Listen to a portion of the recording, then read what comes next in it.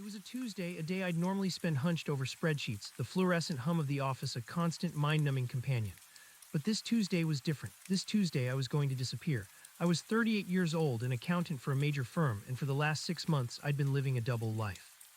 Not the exciting kind with secret rendezvous, but the draining kind with late nights in front of a hidden laptop, meticulously copying, encrypting, and planning. My name isn't important anymore. What matters is the suitcase, and the flight that never took off. Looking back, I can see all the tiny threads that led me to that moment, standing in the bustling international terminal. My job was stable but soul-crushing. The numbers I crunched for Consolidated Holdings weren't just figures on a page. They represented systemic fraud, environmental violations, and a web of corruption so tangled it made my stomach clench every time I processed a suspiciously large expense report for a shell company in the Cayman Islands. I wasn't just an accountant. I was an unwilling accessory, privy to secrets that could unravel entire careers, including my own if I wasn't careful. I remember the day it truly began, not the day I first suspected, but the day I decided. It was a cold November afternoon. My boss, a man named Henderson with a perpetually slick-back comb-over and a laugh that sounded like a strangled cat, called me into his office. He handed me a folder thicker than usual marked confidential urgent. Inside were the quarterly reports for a new subsidiary, a seemingly innocuous data management firm. But as I started digging, the numbers didn't add up. There were vast sums being funneled through it, ostensibly for consulting fees, but the paper trail led nowhere legitimate. It was a money laundering operation, plain and simple, and it was tied directly back to the highest echelons of Consolidated Holdings. That day I went home and started my own, very private investigation. I wasn't a hacker or a spy. I was just good with numbers, and I understood the language of corporate finance. For weeks I stayed late, long after Henderson had gone home, leaving behind the lingering scent of his cheap cologne. I'd access archived files, cross-reference entries, and piece together the puzzle. The deeper I went, the clearer it became. This wasn't just a minor embezzlement. It was a massive, organized criminal enterprise operating under the guise of a respectable corporation. The documents I slowly amassed detailed illegal foreign investments, tax evasion schemes, and even whispers of industrial espionage that bordered on national security risks. The stakes were terrifyingly high. My apartment, usually a minimalist sanctuary, transformed into a makeshift war room. I bought a cheap burner laptop online, paid in cash, and kept it hidden in a locked safe under my bed. Every night, after ensuring no one could possibly be watching, I'd download snippets, encrypt files, and build my case. It was painstaking work, meticulous and terrifying in equal measure. My hands would shake as I typed, knowing that one wrong move, one forgotten logout could end everything. I wasn't just gathering evidence, I was building my own escape route. The plan was simple in theory: get the documents out, get me out. Then once I was safe, make sure the truth saw the light of day. I couldn't go to the authorities here. Consolidated Holdings had too much power, too many connections. I'd just disappear into the system, swallowed whole before I could say a word. So I picked a country with no extradition treaty, a small, quiet place where I could restart under a new identity. I applied for a visa, booked a flight under a false name using a prepaid credit card, and slowly, carefully began to liquidate my meager assets, converting everything to untraceable cryptocurrency. The stress was a constant companion. Every shadow seemed to hold a watchful eye. Every phone call made my heart pound. I started sleeping less, eating less, the fear a cold knot in my stomach. My colleagues noticed I was quieter, more withdrawn, but they chalked it up to the usual accounting stress. Henderson, thankfully, seemed oblivious, consumed by his own petty power plays and golf handicaps. My vulnerability wasn't my intelligence or my courage. It was my utter, complete isolation. No family, no close friends I trusted enough to confide in. This was a solo mission, and the stakes were my life. The night before the flight, I barely slept. My apartment was stripped bare, everything I wasn't taking sold or discarded. The suitcase, a sturdy, unremarkable hardshell, sat by the door. Inside, nestled amongst a few changes of clothes, were the encrypted drives, the paper copies of the most damning evidence, and my passport. It wasn't a lot, but it was everything. I replayed my plan over and over: airport security, check-in, boarding, freedom. It had to work, it had to. I arrived at the international terminal ridiculously early. It was barely dawn, the sky still a bruised purple outside the enormous glass windows. The airport was a liminal space, a place of transition, buzzing with the low murmur of anticipation and farewells, perfect for someone trying to vanish. I had chosen a long-haul flight, an early morning departure, hoping to blend into the sleepy crowd of business travelers and families on vacation. I checked in my main luggage, a large duffel that contained only clothes, careful to make small talk with the agent, acting as normal as possible. The real cargo was in my carry-on, the silent suitcase. It wasn't technically a suitcase, more of a compact, hard-shell briefcase that locked with a simple key. It looked like any other executive accessory designed to hold a laptop and documents, but inside it held the truth that could bring down Consolidated Holdings. I clutched its handle, the cool metal a grounding presence in my sweaty palm as I navigated through security. The agents seemed bored, their eyes glazing over as they waved me through the metal detector. No one batted an eye at the sleek black case passing through the X-ray, just another businessman on his way. Once through, I found a quiet corner near my gate, far from the bustling cafes and duty-free shops. My flight AC-207 to Zurich was scheduled to depart in just under an hour. I settled into a hard plastic chair, the suitcase on my lap, my hand never leaving its handle. The waiting area was slowly filling up. A young couple arguing softly in German, a group of students laughing, a solitary businessman engrossed in his phone. I tried to focus on the mundane, on the everyday symphony of an airport to calm the frantic drumbeat of my heart. This was it, almost there. A sudden, sharp announcement cut through the usual airport chatter. Attention passengers for flight AC-207 to Zurich. We regret to inform you that there will be a slight delay. We are currently experiencing an unexpected technical issue. We will provide an update in approximately 30 minutes. We apologize for any inconvenience. A delay, my stomach twisted. A slight delay, unexpected technical issue, it was probably nothing. Mechanical issues happened all the time, but my anxiety, honed by months of paranoia, immediately flared. I watched as people sighed, checked their watches, pulled out their phones. A few grumbled. A few simply settled back in their seats, but something felt off. It wasn't just the delay itself. It was the way the announcement had cut off, a little too abruptly, a faint crackle at the end.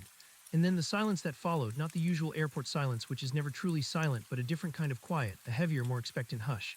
The murmuring seemed to dim, the laughter faded, even the young couple had stopped arguing. It was as if the air itself had thickened, growing heavy with an unspoken tension. My eyes darted around the waiting area. Had anyone else noticed, or was it just my heightened nerves projecting meaning onto nothing? The suitcase felt suddenly heavier on my lap, a lead weight, and a cold trickle of dread began to snake down my spine. The flight that was supposed to take me to freedom was just sitting there inert, waiting, and so was I. The silence stretched, thick and suffocating, 30 minutes. The number echoed in my head, each syllable a hammer blow against my rising panic. I watched the young couple, their argument forgotten, now just looking at each other with quiet concern. The students had stopped laughing, their faces etched with impatience rather than amusement. The solitary businessman lowered his phone, his brow furrowed. It wasn't just me. Everyone felt it, this subtle shift in the air, a drop in the ambient temperature of normalcy. My grip on the briefcase tightened until my knuckles ached. This wasn't a mechanical issue, not really. My gut screamed it, a primal warning I'd learned to trust over months of living on a knife edge. Consolidated Holdings wasn't some small-time operation. They had resources reached. They knew. How could they know I'd been so careful? Every step had been meticulously planned, every digital footprint wiped clean.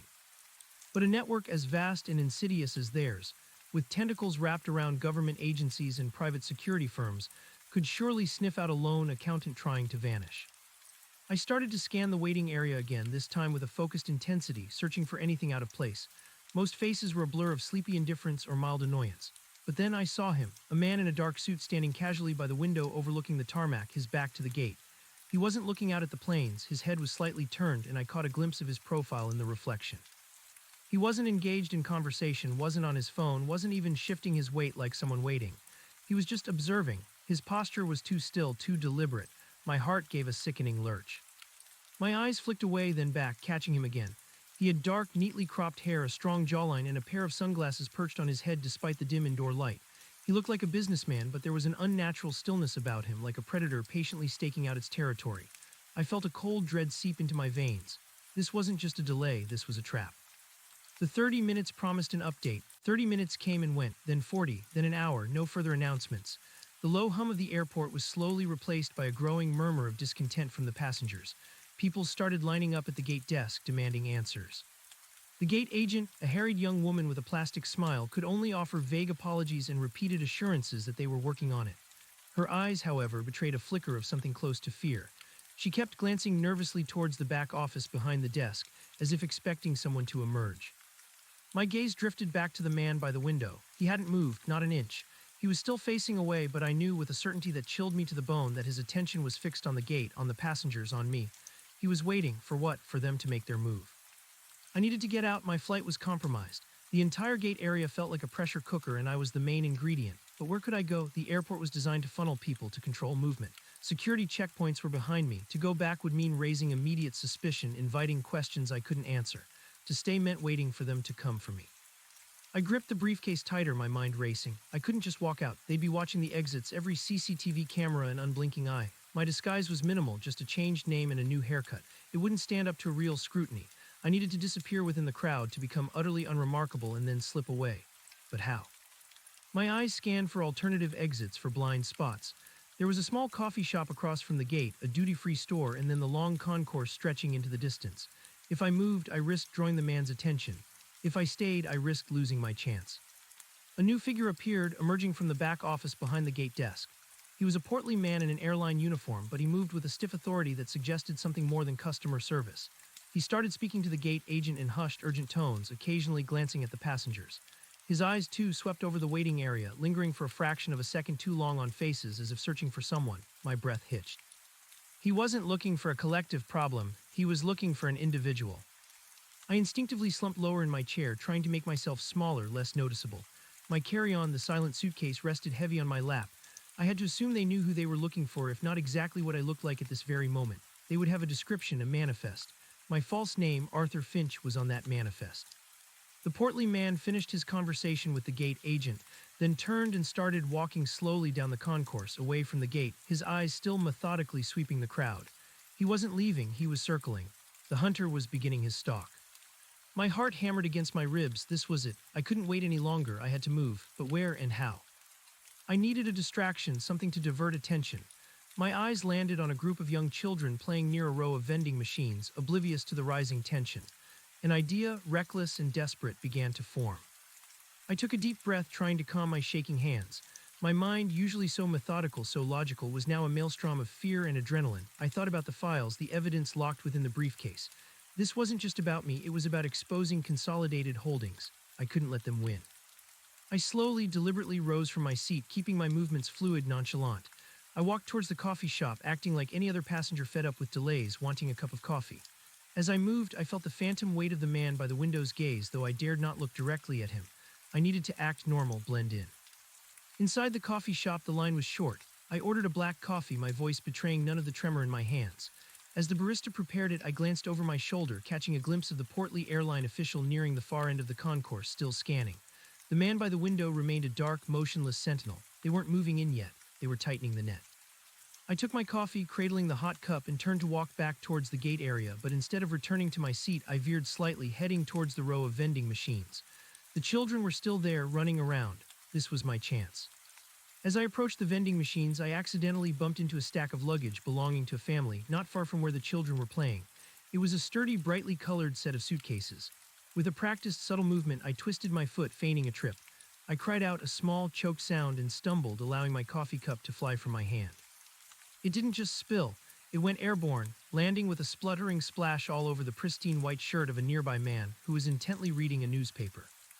"Oh my God, I am so sorry," I exclaimed, my voice pitched with feigned alarm. The man gasped, jumping up, the newspaper scattering.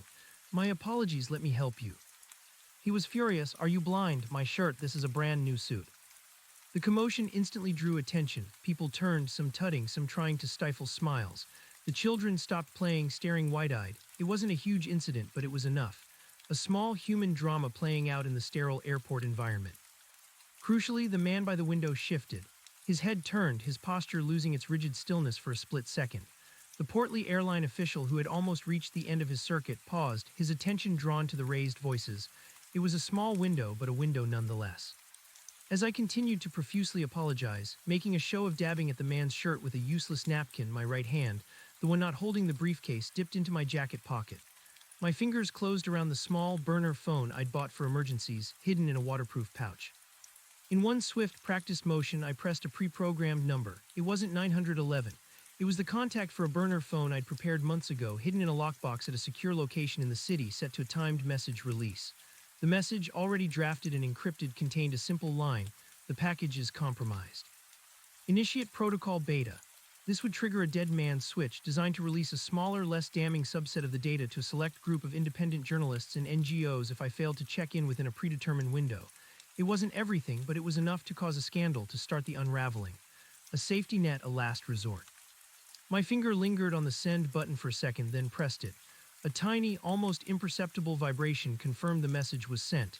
Now they couldn't stop everything, even if they caught me. I pulled my hand out, still feigning embarrassment, still apologizing to the spluttering man, but my eyes were already scanning. The man by the window was moving, finally. He was heading towards the gate area, a purposeful stride now, his attention fully on the commotion. And the portly official was turning back, his eyes narrowing. Time was up. I glanced at the children. My initial wild idea had involved them, a momentary distraction. Now I needed something more direct. I noticed the family whose luggage I'd tripped over. They were an older couple distracted by my coffee spill, their backs briefly turned to their belongings.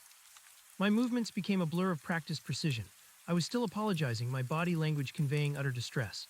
But as I leaned forward, seemingly to grab more napkins from a dispenser, my left hand, holding the briefcase, dipped low. With a deft flick of my wrist, I slipped the briefcase under the largest of the family's suitcases, nestling it deep between the wheels and the bottom, mostly obscured by the fabric. It was a desperate gamble, but I had to shed the immediate evidence. If I was caught with it, it was over. If they were caught with it, it was just luggage. I straightened up, my eyes meeting the furious gaze of the coffee-stained man. "I truly am sorry, sir. Please let me pay for your dry cleaning, I insist." I reached into my pocket, pulling out my wallet, careful to only show cash, not my ID. Just then, two more men in dark suits, indistinguishable from the first, appeared seemingly out of nowhere. They moved with a synchronized purpose, heading directly towards the gate desk, their eyes sweeping the crowd. They weren't looking for a general threat, they were looking for me. The portly official made eye contact with one of the new arrivals, a subtle nod passing between them. The net was closing. I knew I couldn't run, not with three men closing in, not in an airport, but I could buy myself time, create more chaos. I pressed a series of numbers on the burner phone, hitting the loudspeaker function. The phone emitted a shrill, piercing alarm tone, instantly cutting through the airport chatter. It was a sound designed to mimic a fire alarm, a loud, attention-grabbing shriek. People startled, looking around, confused. The men in suits paused, their attention momentarily diverted by the unexpected noise. "Fire, fire alarm," I yelled, pointing vaguely down the concourse, my voice cracking with feigned panic. "Everyone evacuate, emergency." Chaos erupted, people already on edge from the delay reacted instinctually. A ripple of fear spread through the gate area, bags were dropped, chairs clattered, someone screamed. The children near the vending machine started crying. This wasn't an actual fire alarm, but in the panicked confusion it didn't matter. The men in suits, trained for specific targets, were momentarily overwhelmed by the sudden, unexpected pandemonium. Their eyes darted, trying to re-establish control. Seizing the moment, I tossed the burner phone into a nearby trash can, then turned and bolted. Not towards an exit, but towards the nearest bathroom. It was a public bathroom, always busy, a perfect place to vanish, if only for a few crucial minutes. I pushed through the panicking crowd, my heart a frantic drumbeat against my ribs. I could hear shouts behind me, the men in suits yelling something, trying to restore order, trying to pinpoint me. I didn't look back, I just ran. I burst into the men's restroom, a utilitarian space of white tiles and chrome fixtures. It was relatively crowded, a mix of travelers washing their hands or using the stalls. I moved quickly, heading for the farthest stall. Locking the door behind me, I leaned against it, gasping for breath, the metallic tang of adrenaline in my mouth. My entire body trembled. I was safe for now, but it was a temporary reprieve. They knew I was here. They would be searching the bathrooms, checking every nook and cranny. I had maybe minutes tops. I looked around the small, cramped stall. There was no escape route, no hidden vent, just me, the toilet, and the thin metal walls. My brain, despite the terror, was already working overtime, calculating options. I had shed the briefcase, sent the emergency message, created a diversion. Now I needed to change my appearance to become truly invisible. I took off my jacket, a plain gray blazer, and quickly rolled it into a tight ball, shoving it into the small gap behind the toilet, hoping it wouldn't be found immediately. I unbuttoned my dress shirt, the one I'd chosen for its anonymity, and reached into my internal pocket. Inside, I'd sewn a small, flat packet. It contained a simple dark blue t-shirt and a cheap foldable baseball cap. Not much, but enough to alter my silhouette, my overall impression. I changed quickly, pulling the t-shirt over my head, then jamming the baseball cap low over my eyes, trying to obscure my face as much as possible. I looked at myself in the reflective surface of the metal stall door. I was still me, but less recognizable, less like the accountant who had walked in. I heard voices outside the stall, men's voices low and urgent. They were checking the stalls. My blood ran cold. They were systematic, efficient. "Anyone in here?" a gruff voice. "Open up." Panic seized me. I couldn't stay here. I had to create another opportunity, another moment of chaos. My eyes landed on the small, almost empty toilet paper dispenser, then on the handle of the toilet. A reckless, dangerous idea sparked. I pulled out a wad of toilet paper, soaking it quickly in the toilet bowl. Then, with a desperate surge of strength, I wrapped the wet paper around the handle, effectively jamming it, holding down the flush mechanism. The toilet began to gurgle, the water rising slowly. It wouldn't flood the entire bathroom instantly, but it would certainly cause a mess, draw attention, and create a distraction. I then took a deep breath, and with my newly acquired baseball cap pulled low, I flung the stall door open. Two men in dark suits stood directly outside, their eyes instantly locking onto me. My heart leaped into my throat. They were bigger, broader, more menacing up close. "You," one of them said, his voice flat, devoid of emotion. "Stop right there." But I didn't stop. Instead, I ducked low, a practiced movement from a forgotten self-defense class I'd taken years ago, and lunged. Not at them, but past them, towards the exit of the bathroom. As I darted past, I screamed, "He's got a gun," pointing wildly back towards the stall I had just vacated, where the toilet was now audibly overflowing, the water starting to trickle onto the pristine floor. The two agents, caught off guard by my sudden, aggressive move and the unexpected shout, instinctively flinched, their eyes darting towards the source of my fabricated threat. That split second, that half second of doubt, was all I needed. I burst out of the men's room into the main concourse, which was still in a state of agitated confusion. The false fire alarm had created a lingering tension. People were still gathered in worried groups. Airline staff were trying to restore order. It was a mess, and that was good. My new clothes, combined with the baseball cap pulled low, made me blend into the background, just another frazzled traveler. I moved quickly, my head down, trying to weave through the throngs of people. I heard shouting behind me, the agents emerging from the restroom, their voices sharp and urgent. "He's wearing a blue shirt, baseball cap." My blood ran cold. They had a better description now, but they hadn't seen my face clearly, I hoped. I needed to get out of the concourse, away from the immediate area.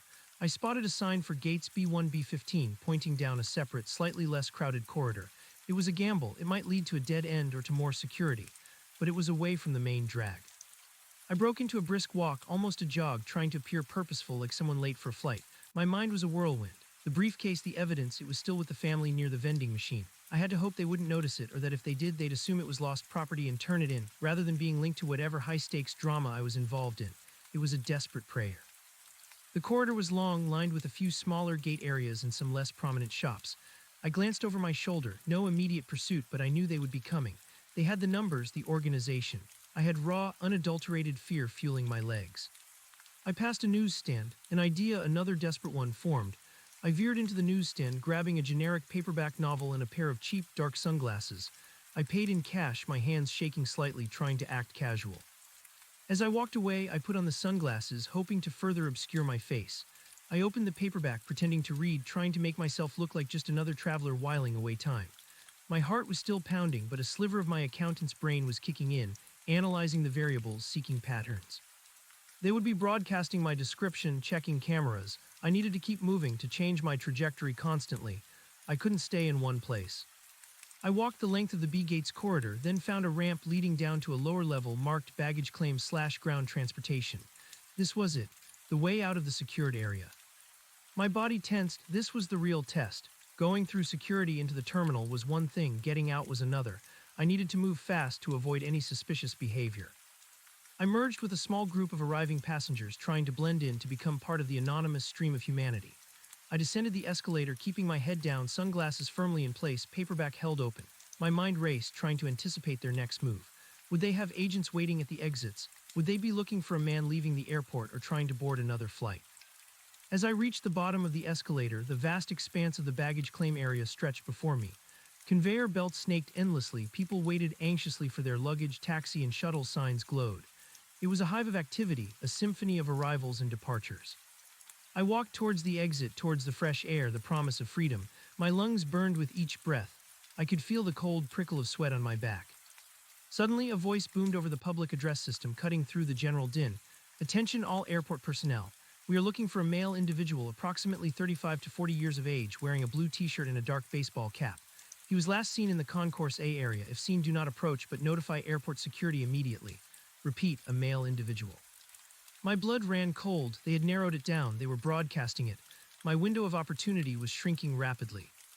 I sped up, almost breaking into a run. I could feel eyes on me, or imagine them. Every security guard, every airline employee now a potential threat.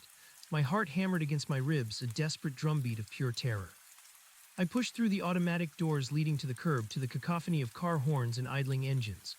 The outside air hit me cool and fresh, a stark contrast to the stale, recycled air of the terminal. I was out. But I wasn't safe, not yet. I glanced back at the terminal entrance. No one immediately followed, but I knew they were there, watching, searching. I needed to vanish into the city, to become a ghost. My plan had been to take a pre-booked taxi paid for anonymously, but that was compromised. I couldn't risk anything traceable. I had to improvise. I spotted a bus stop across the street, a local city bus pulling up. It was cheap, anonymous, and would take me away from the immediate airport vicinity deeper into the urban sprawl. Perfect. I sprinted across the road, dodging cars, ignoring the blare of horns. I fumbled in my pocket for the last of my cash, a few crumpled bills. I jumped onto the bus just as the doors were closing, dropping the money into the fare box. The driver, a burly man with an impassive face, barely glanced at me. I moved to the back, finding an empty seat by the window, slumping down, trying to control my ragged breathing. The bus pulled away from the curb, leaving the airport behind. I pressed my forehead against the cool glass, watching the terminal shrink in the distance. I was free for now. But I was also alone on the run with nothing but a t-shirt, a baseball cap, a pair of sunglasses, and the clothes on my back. And somewhere back in the terminal, the most important part of my escape plan, the briefcase with all the evidence, was hopefully still hidden, waiting to be found by someone innocent. Or worse, by them. The bus rattled down the highway, carrying me further and further into the unknown. I had survived the first gauntlet, but the game was far from over. This was only the beginning. The feeling of being hunted, of being a phantom, settled deep into my bones. The world outside the window was a blur of concrete and steel, a new battlefield where I had no allies, no resources, and a price on my head. I had no idea where I was going, what city I was even in, beyond the vague direction the bus was heading. My carefully constructed escape plan had disintegrated into a desperate scramble, but I was still breathing. And as long as I was breathing, there was a chance to fight, a chance to expose them, a chance to make it all mean something. I closed my eyes, trying to visualize my next move, trying to outthink an enemy with infinite resources. I was a single pawn, alone on a vast chessboard, but I still had one advantage. They didn't know I was capable of this. They thought I was just an accountant. The bus rumbled on, a slow, methodical escape into anonymity. I focused on the mundane details of the ride, the squeak of the brakes, the faint scent of exhaust fumes, anything to anchor myself in the present, to keep the fear at bay. My body ached, a combination of adrenaline crash and the sudden surge of physical exertion. I needed to think, to plan. My mind, despite the exhaustion, was already sifting through possibilities, trying to build a new framework for survival. I had no money, not really, only a few crumpled dollars. My cryptocurrency was likely inaccessible, tied to my original identity, which was now compromised. My passport, my false ID, everything was in that briefcase.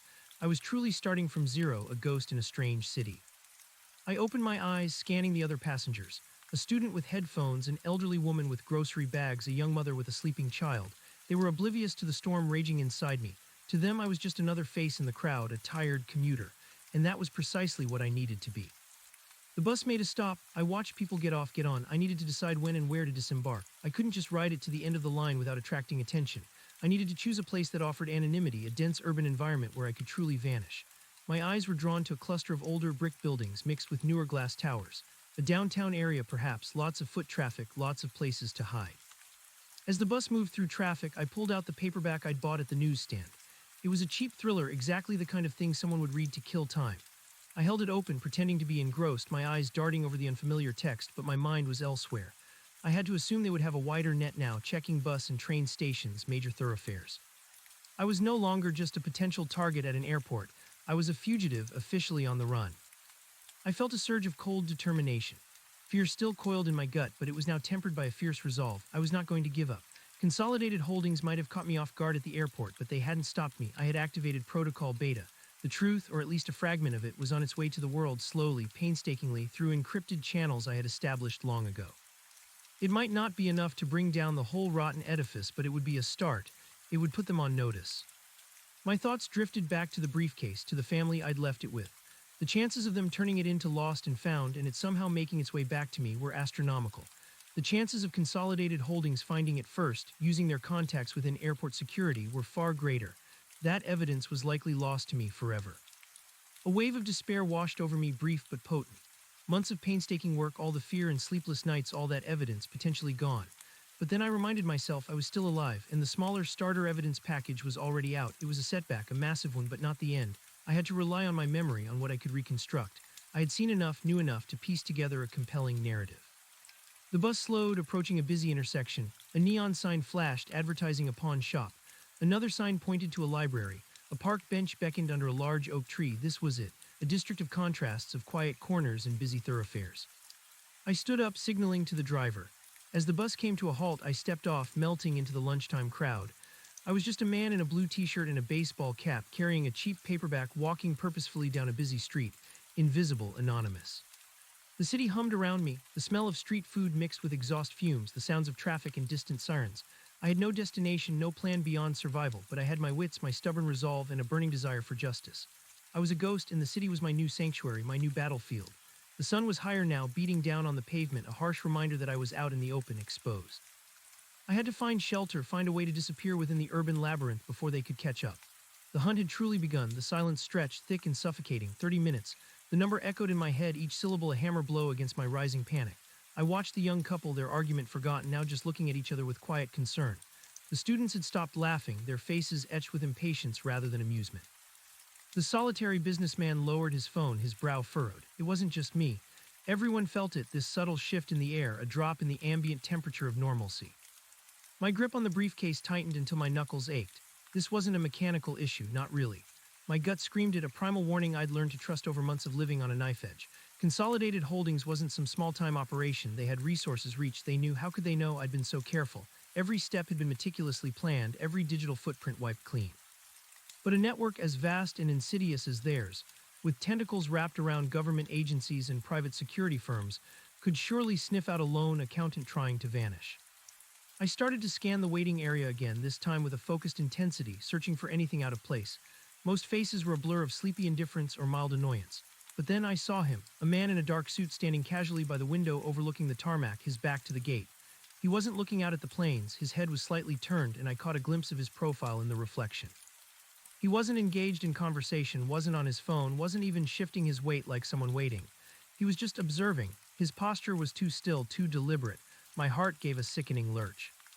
My eyes flicked away, then back, catching him again. He had dark, neatly cropped hair, a strong jawline, and a pair of sunglasses perched on his head despite the dim indoor light. He looked like a businessman, but there was an unnatural stillness about him, like a predator patiently staking out its territory. I felt a cold dread seep into my veins. This wasn't just a delay, this was a trap. The 30 minutes promised an update. 30 minutes came and went, then 40, then an hour, no further announcements. The low hum of the airport was slowly replaced by a growing murmur of discontent from the passengers. People started lining up at the gate desk, demanding answers. The gate agent, a harried young woman with a plastic smile, could only offer vague apologies and repeated assurances that they were working on it. Her eyes, however, betrayed a flicker of something close to fear. She kept glancing nervously towards the back office behind the desk, as if expecting someone to emerge. My gaze drifted back to the man by the window. He hadn't moved, not an inch.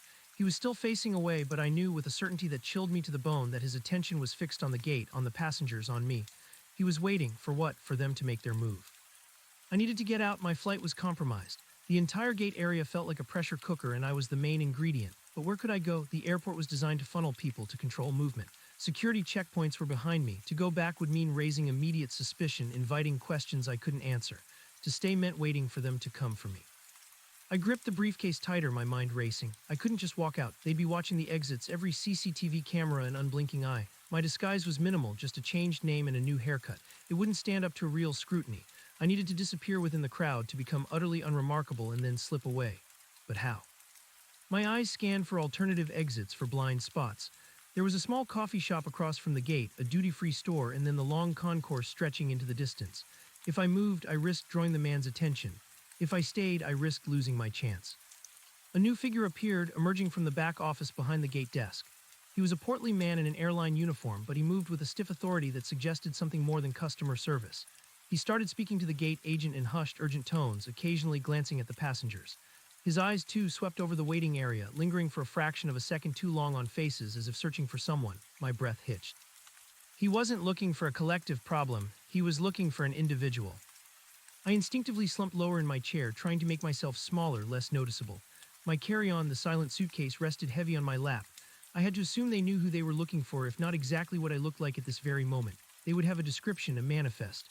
My false name, Arthur Finch, was on that manifest. The portly man finished his conversation with the gate agent, then turned and started walking slowly down the concourse, away from the gate, his eyes still methodically sweeping the crowd. He wasn't leaving, he was circling. The hunter was beginning his stalk. My heart hammered against my ribs. This was it. I couldn't wait any longer. I had to move. But where and how? I needed a distraction, something to divert attention. My eyes landed on a group of young children playing near a row. The bus rumbled on, a slow, methodical escape into anonymity.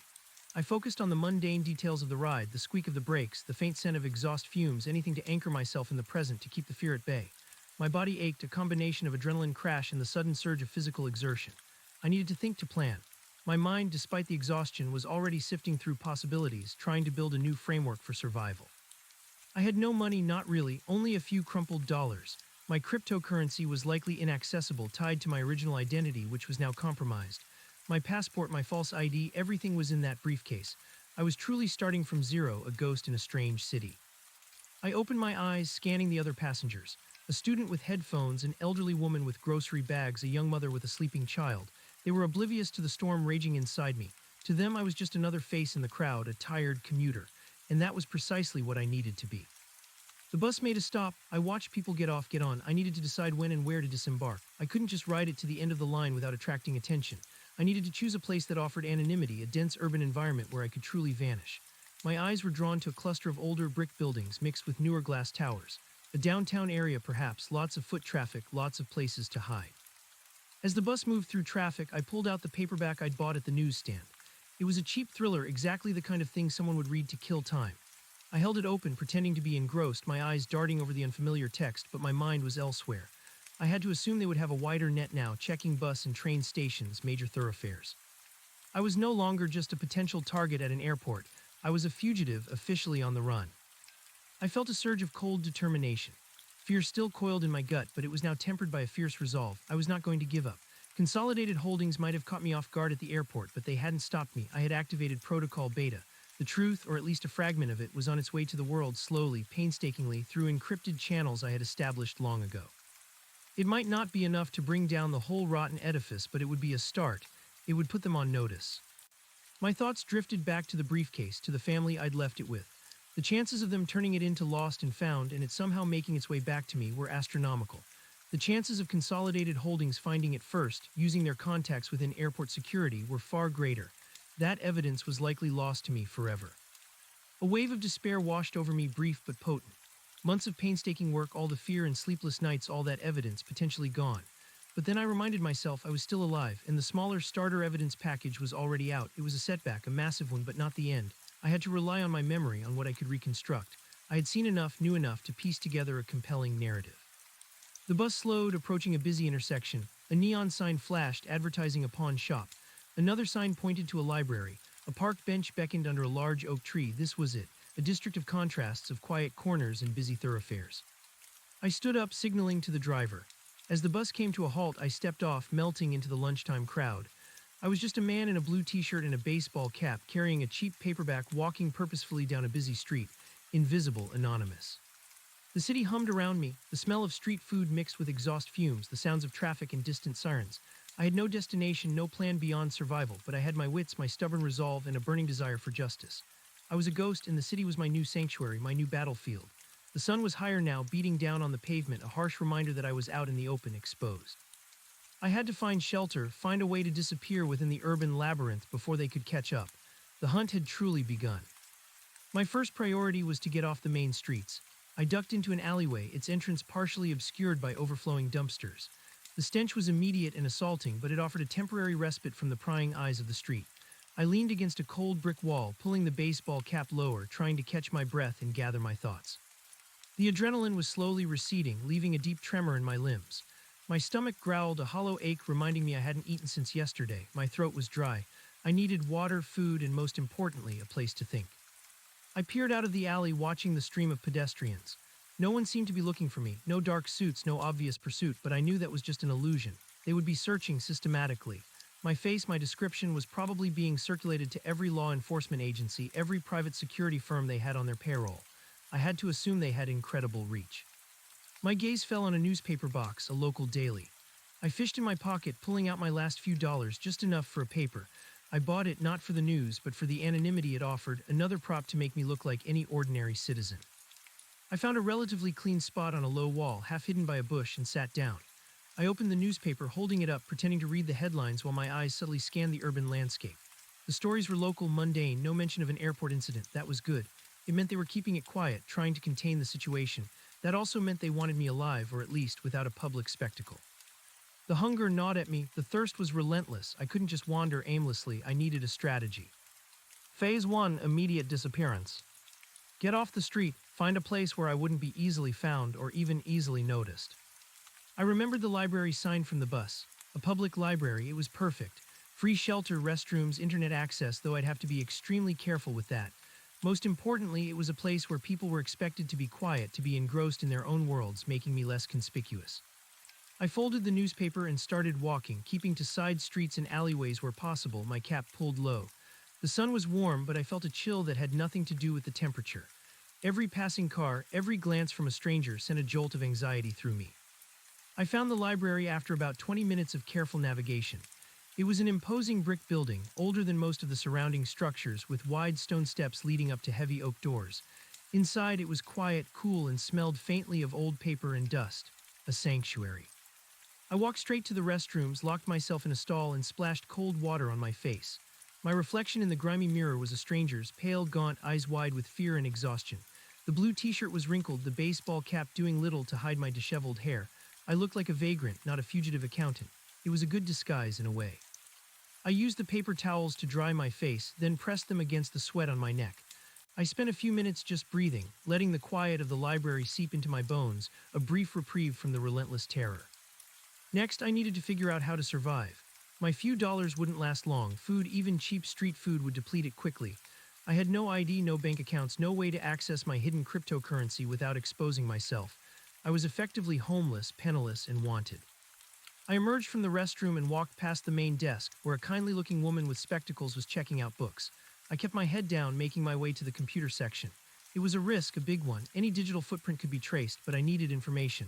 I needed to know what was happening, what Consolidated Holdings was doing, if Protocol Beta had even worked.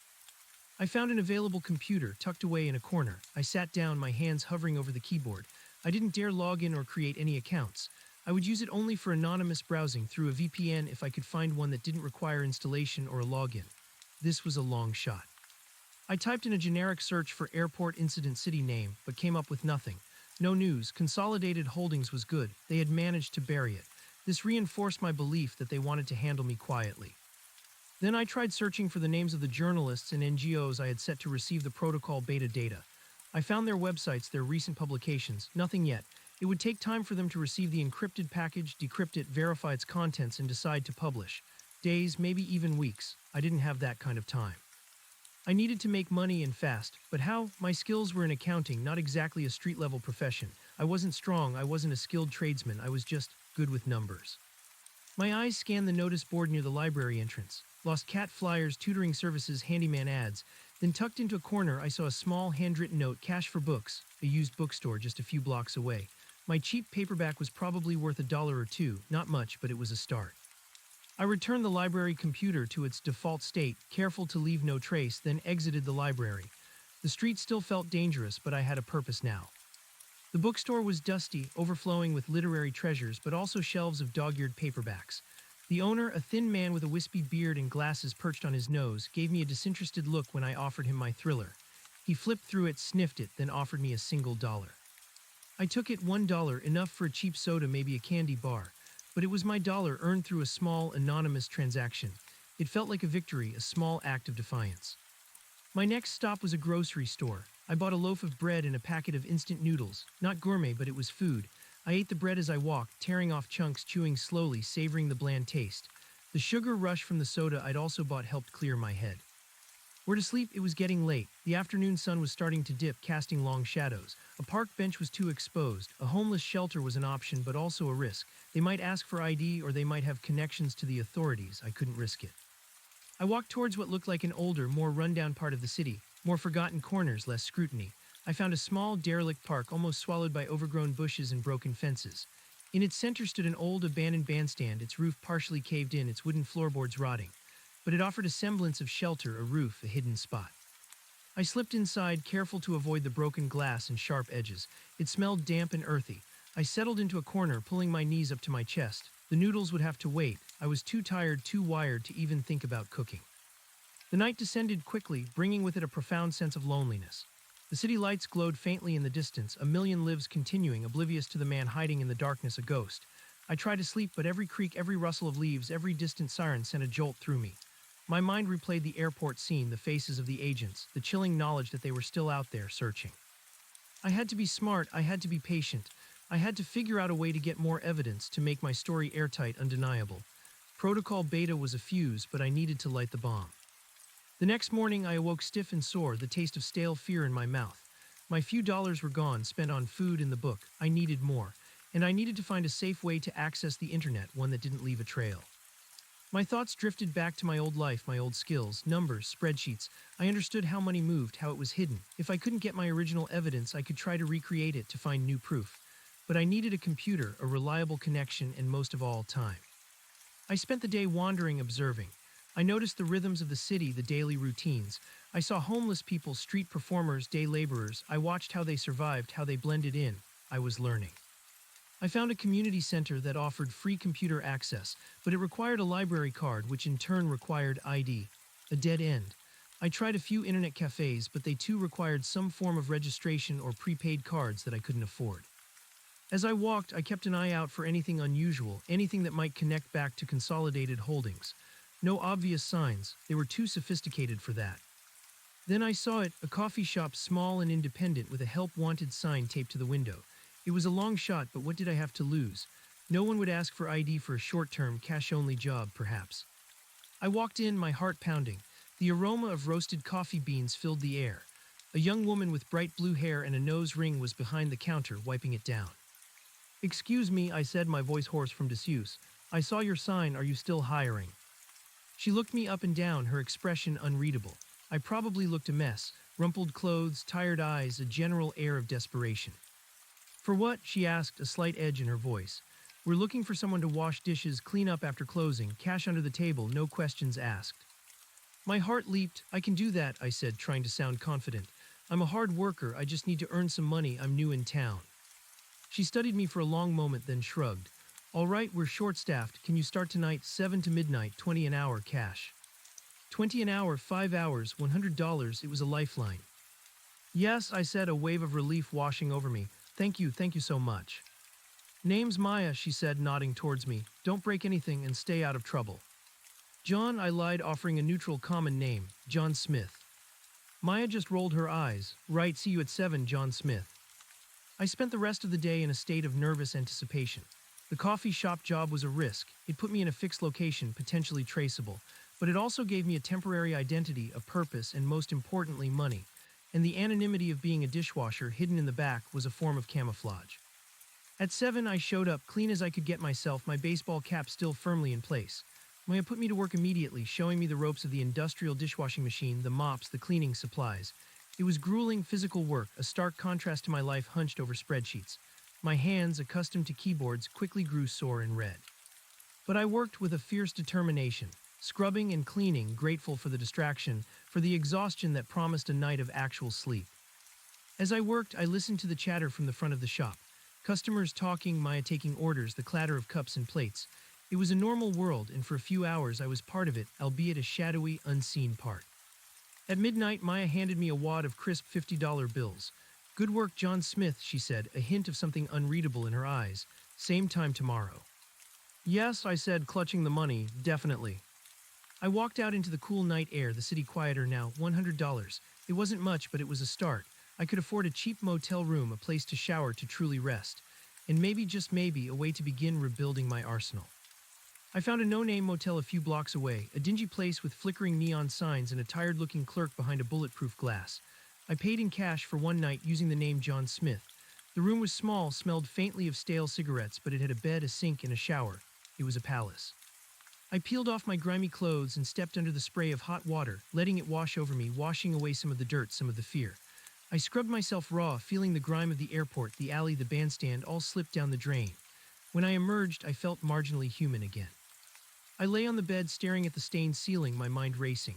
I had $100, I had a job for now, but I was still exposed. I needed a better long-term plan. My primary goal was to find a safe way to access the internet. I needed to check on Protocol Beta. I needed to research Consolidated Holdings again, to try and piece together what I remembered, what I could find publicly. I also needed a burner phone, one that couldn't be traced, that I could use to communicate with my contacts if they ever materialized after Protocol Beta was released. The next morning, after another shift at the coffee shop, I started my new mission. I found a small electronics store hidden in a strip mall that sold prepaid phones and SIM cards for cash. I bought the cheapest phone they had, a basic flip phone and a prepaid SIM. It was old technology, but it was secure. No GPS, no fancy apps, just calls and texts, and untraceable. I also bought some clean, generic clothes from a thrift store, another t-shirt, a pair of jeans, a cheap hoodie. Blending in was key. I was no longer the accountant in a blazer. I was just another anonymous face in the urban sprawl. Days turned into a week.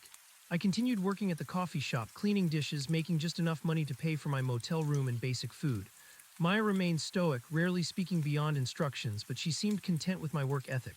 I kept my head down, avoided eye contact, and focused on surviving. During the day, I would go to various public places, parks, community centers, even the library again, always moving, always alert, searching for free, unsecured Wi-Fi.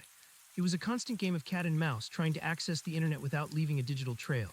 I eventually found an old community college with an open Wi-Fi network that didn't require a login, tucked away in a quiet corner of their campus.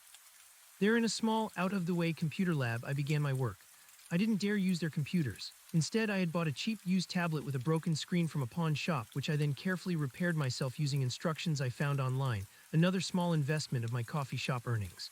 It was slow, barely functional, but it was mine, and it was untraceable. I booted it up, connected to the college's Wi-Fi, and installed a basic free VPN. It wasn't perfect, but it was better than nothing. Then, with a pounding heart, I started to search. First, the news. Had anything come out about Consolidated Holdings? Had Protocol Beta triggered a response? I searched for the journalists I had chosen, the NGOs. I checked their recent publications, their social media feeds. Nothing. A cold wave of despair washed over me. Had it failed? Had they intercepted it? Or was it just taking longer than I thought? The encryption was strong, but so were their resources. I tried another approach. I searched for Consolidated Holdings scandal, corporate fraud. I found old articles, minor controversies, but nothing about the massive, systemic fraud I had uncovered. They were still untouchable. I needed to reconstruct the evidence. I started by writing down everything I could remember, every detail, every name, every shell company, every suspicious transaction. I wrote it all in a plain text file on my tablet, encrypted it with a password I knew only, and saved it. It was a slow, agonizing process, relying on memory, on the numbers burned into my brain from months of obsessive work. I remembered the key players, the names of the executives involved, the offshore accounts. I remembered the code words, the dates, the specific amounts that made the fraud so obvious once you knew what to look for. I compiled a mental map of their intricate web of deceit, slowly, painstakingly. Then I started to search for public information about these entities.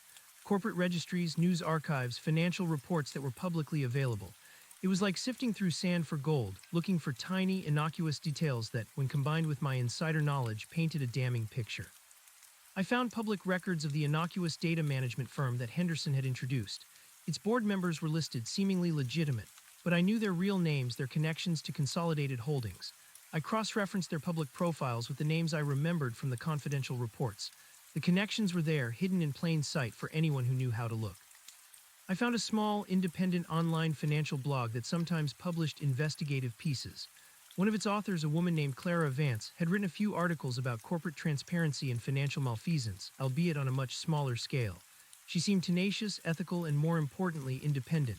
She might be my next target for the full story. I couldn't contact her directly, not yet. Any direct contact would immediately compromise me. I needed to send her something that would pique her interest, something that would make her realize there was a much bigger story. I spent hours, days, meticulously compiling my reconstruction. It wasn't the original documents, but it was a coherent narrative supported by publicly available data that I now knew how to interpret. I focused on the most damning examples, the environmental violations hidden under consulting fees, the ghost companies used for tax evasion, the names of the most corrupt executives. My life settled into a grim routine: coffee shop at night, computer lab during the day, cheap motel in between. My body was tired, but my mind was sharper than ever, honed by fear and purpose. I was no longer just an accountant. I was an analyst, a detective, a ghost in the machine. One evening after my shift, Maya called me over. She was leaning against the counter, a thoughtful expression on her face.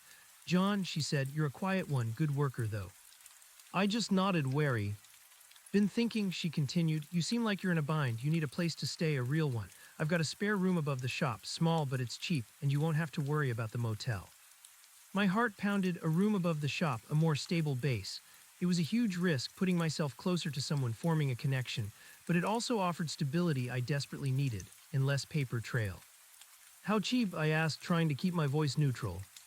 $200 a week, she said, "paid up front. You can pay with your work here, deduct it from your wages." $200 a week. It was steep, but it meant I wouldn't have to keep moving, and it was a better disguise. a regular if quiet employee living above the shop. "I'll take it," I said, making the decision quickly. Maya just nodded, a small, knowing smile on her face. Figured, keys on the counter, bedrooms on the left, bathrooms shared with the back office, don't touch my stuff. The room was indeed small, a single bed, a rickety dresser, a window overlooking the alley. But it had 4 walls, a roof, and was connected to a job. It was more than I'd had in weeks. It was a new beginning, a small victory in a much larger war. I moved my few meager possessions, my clothes, my tablet, my burner phone, into the room. It felt good to unpack, even if there was little to unpack. A sense of permanence, however fragile, settled over me. From my new vantage point, I could observe the city, the comings and goings, from a slightly safer remove. The alley behind the shop was quiet at night, a dark canyon between buildings. It offered a different kind of anonymity. I continued my work, splitting my time between dishwashing and meticulously building my case on the tablet. My new room became my new war room, albeit a much smaller, grungier one. I would hide the tablet in a loose floorboard whenever I left, just in case. Trust was a luxury I couldn't afford. One evening, while in the back of the coffee shop taking out the trash, I overheard a conversation. 2 men, customers, were talking loudly at one of the tables near the back door. "Did you hear about the Consolidated Holdings thing?" one said. "Another one of their flights got delayed at the airport last week. Zurich flight, 2nd time this month." My blood ran cold. The Zurich flight, my flight, they were talking about it. "Yeah," the other man replied. "My buddy works baggage, said there was a lot of buzz, security swarming looking for someone, some kind of individual of interest. Kept it real quiet though, no official word." My heart hammered against my ribs. They were still looking for me. The airport incident wasn't completely buried. Whispers were spreading. I ducked back into the kitchen, my movements quick, silent. They were closing in. They hadn't found me yet, but they were active. The pressure was mounting. I needed to act. Protocol Beta might not have been enough to trigger a public response yet, but it had clearly alerted Consolidated Holdings. They were searching for the source. I went back to my room that night, my mind racing. I had to get this reconstructed evidence out to Clara Vance, and soon. But how? Emailing it from the college Wi-Fi was too risky, even with the VPN. They could still trace the signal, or at least the general location. I needed a dead drop, a way to anonymously deliver the information. I thought about the city, its nooks and crannies. I remembered seeing a network of public lockers at the main train station. Coin-operated, no ID required, perfect. I could put a USB drive in one, send Clara Vance an anonymous tip with the locker number and code, and she could retrieve it. But first, I needed a new, clean USB drive.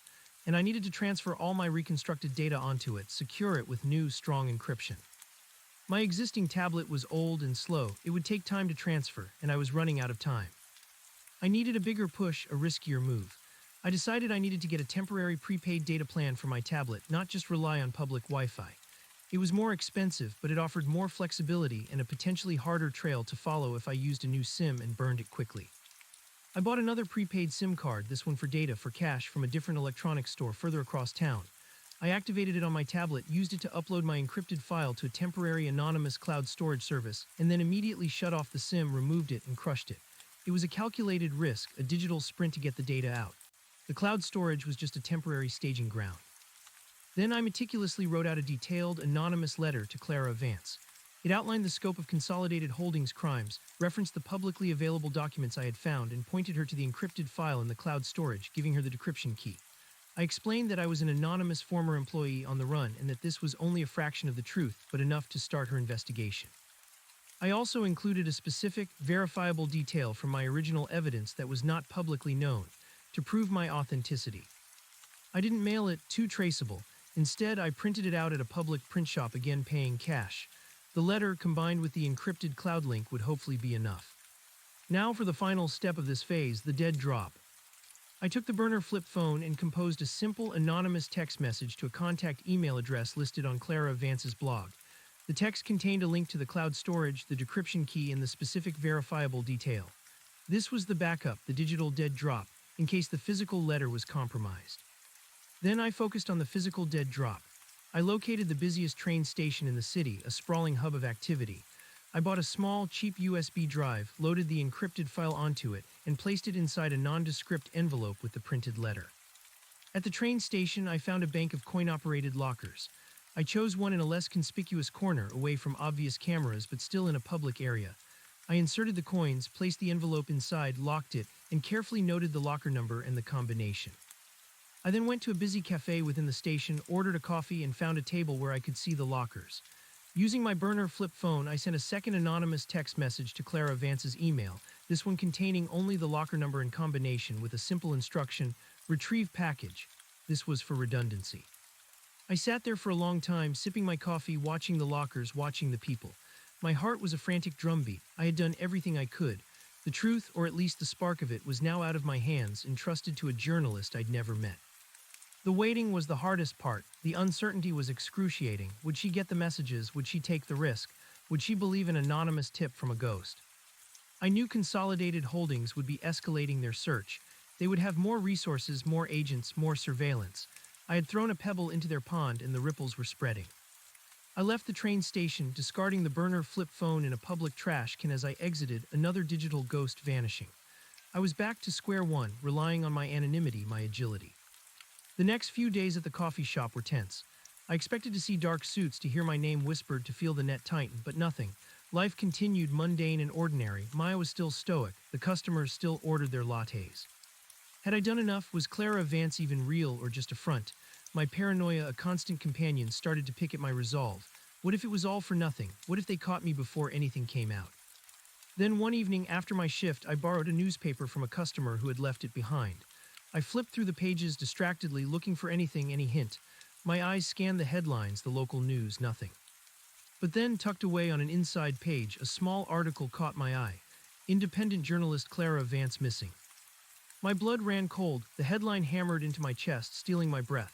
Missing, not dead, but missing. It could mean anything. Had she received my messages? Had she started investigating? And had Consolidated Holdings found her because of me? A cold wave of despair, more potent than anything I had felt before, washed over me. I had tried to expose them, and instead I had put someone else in danger. An innocent person. My reckless attempt to light a fire had scorched another.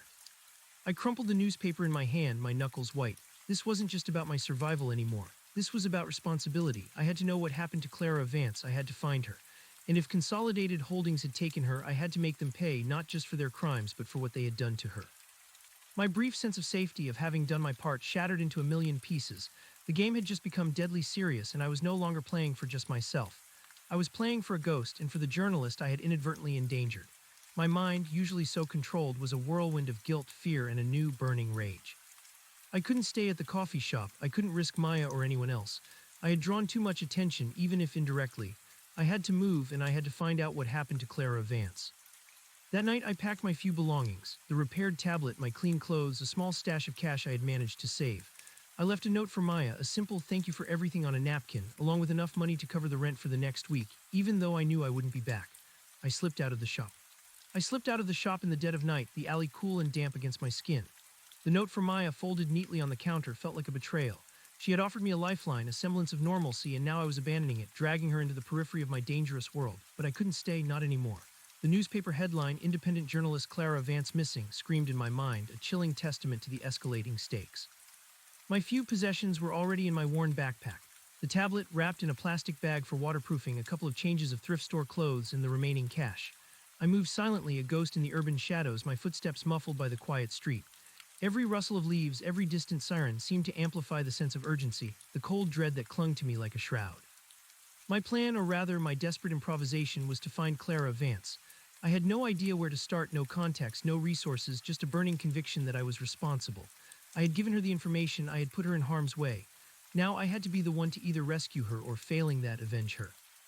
I found myself walking towards the main downtown area, the same district where I had first disembarked from the bus. More lights, more activity, but also more anonymity. I needed to move fast, to become invisible again, but this time with a specific target in mind. My first step was to gather information about Clara Vance, her address, her office, anything that could lead me to her. The city, even at this late hour, offered glimpses of life. A flickering neon sign from an all-night diner, the distant rumble of a subway train, the occasional car speeding by. I kept to the shadows, my baseball cap pulled low, trying to look like any other tired soul navigating the nocturnal city. I knew going back to the community college's Wi-Fi was risky, but it was my only option for internet access. I couldn't use the tablet's data plan for anything beyond sending the initial encrypted file, a one-time use to minimize tracing. I needed a more sustained, if cautious, connection. I walked for what felt like hours, fueled by adrenaline and a growing sense of desperation. The campus was deserted at this time of night, the buildings dark and silent. I found the computer lab entrance, and to my relief, it was unlocked, a common oversight in a large, sprawling institution. Inside, the lab was dimly lit, the rows of computers dark and silent. I went to my usual corner, the one farthest from the door, and powered on my tablet. Connecting to the unsecured Wi-Fi was quick. I felt a surge of unease, knowing I was exposing myself, but the need to find Clara outweighed the risk. My first search was for Clara Vance missing again, hoping for more details. The articles were sparse, mostly local news outlets. She had been reported missing 3 days ago by a colleague after failing to show up for work. Her apartment had been found undisturbed, no signs of forced entry, no struggle, just gone. The police investigation was ongoing, but there were no leads. It was exactly the kind of disappearance Consolidated Holdings could orchestrate, quiet, efficient, leaving no trace. I also found her blog, which was still live. It was filled with sharp, insightful articles, many critical of corporate greed and unethical practices. I scrolled through her recent posts, looking for any mention of Consolidated Holdings, any hint that she had started working on my tip. Nothing explicit. But there was a cryptic post just a few days before her disappearance titled "The Sleeping Giant," discussing the dangers of unchecked corporate power and the silence that enabled it. It wasn't about Consolidated Holdings directly, but it felt too close to be a coincidence. She had been on the verge of something. My next step was to find her address, public records. A quick search revealed her last known address, an apartment building in a historic district not far from downtown. It was a long shot, but it was a concrete lead. Before I left the lab, I did one more search. Consolidated Holdings stock. The numbers were stable, perhaps even slightly up. My protocol beta, the smaller data package I'd released, hadn't caused a ripple. It either hadn't been decrypted yet, or it hadn't been deemed significant enough to publish. Or more chillingly, it had been intercepted and neutralized. I shut down the tablet, carefully wiped any temporary files I might have created, and slipped it back into my backpack. I exited the lab as silently as I had entered, vanishing back into the pre-dawn gloom. The walk to Clara Vance's apartment building was long, but it gave me time to think. What would I do when I got there? The police had already searched it. There would be nothing left for an amateur like me. But I wasn't looking for a conventional clue. I was looking for anything that Clara, a tenacious journalist, might have hidden, something she would have known to keep secret if she suspected she was in danger. I arrived at the historic district as the first streaks of dawn painted the sky a pale gray. The buildings were old, elegant brownstones, their windows still dark. Clara's building was a 4-story structure, well-maintained, with a heavy wooden door and a buzzer system. I checked the names: C. Vance, Unit 3B. I couldn't just buzz her apartment. The police had likely briefed the building manager. I needed to get inside without drawing attention. I walked around the block, assessing the building, looking for entry points. The back alley was narrow, lined with fire escapes. Perfect. I found a lower fire escape ladder, rusted but sturdy, leading up to the second floor. It was a risky climb in broad daylight, but the street was still quiet, most people still asleep. I scaled it silently, my muscles protesting from the exertion. The windows on the fire escape were old, some cracked, but all locked. As I reached the third floor, I could see Clara's window, its curtains drawn. I tried the latch, but it was firmly secured. No surprise there, she wasn't sloppy. I leaned against the brick wall, frustrated. I couldn't force my way in. That would draw too much attention, too much risk. I needed another way. My eyes scanned the adjacent buildings. There was a narrow gap between Clara's building and the next, barely wide enough for a person. It led to a small, enclosed courtyard hidden from the street. I could see a series of low basement windows there, a long shot but worth investigating. I dropped down into the gap, careful not to make a sound. The courtyard was overgrown, filled with discarded planters and dead leaves. The basement windows were small, grimy, and surprisingly, one was ajar, its latch broken. It was a tight squeeze, but I managed to wedge myself through the opening, landing softly on a concrete floor inside. The air was cool and smelled of damp earth and stale water. I was in the building's basement, a labyrinth of pipes, storage units, and laundry facilities. I moved cautiously through the gloom, my heart thudding. This was a deeper level of infiltration than I had planned. I found a dimly lit stairwell and ascended, carefully pushing open a door that led to the main hallway of the apartment building. I was in. I located Unit 3B. The door was nondescript, with a simple peephole and a sturdy lock. I pressed my ear against it, listening. Silence. I knew the police had already been here, likely with a warrant. They would have gone through everything, searching for physical evidence.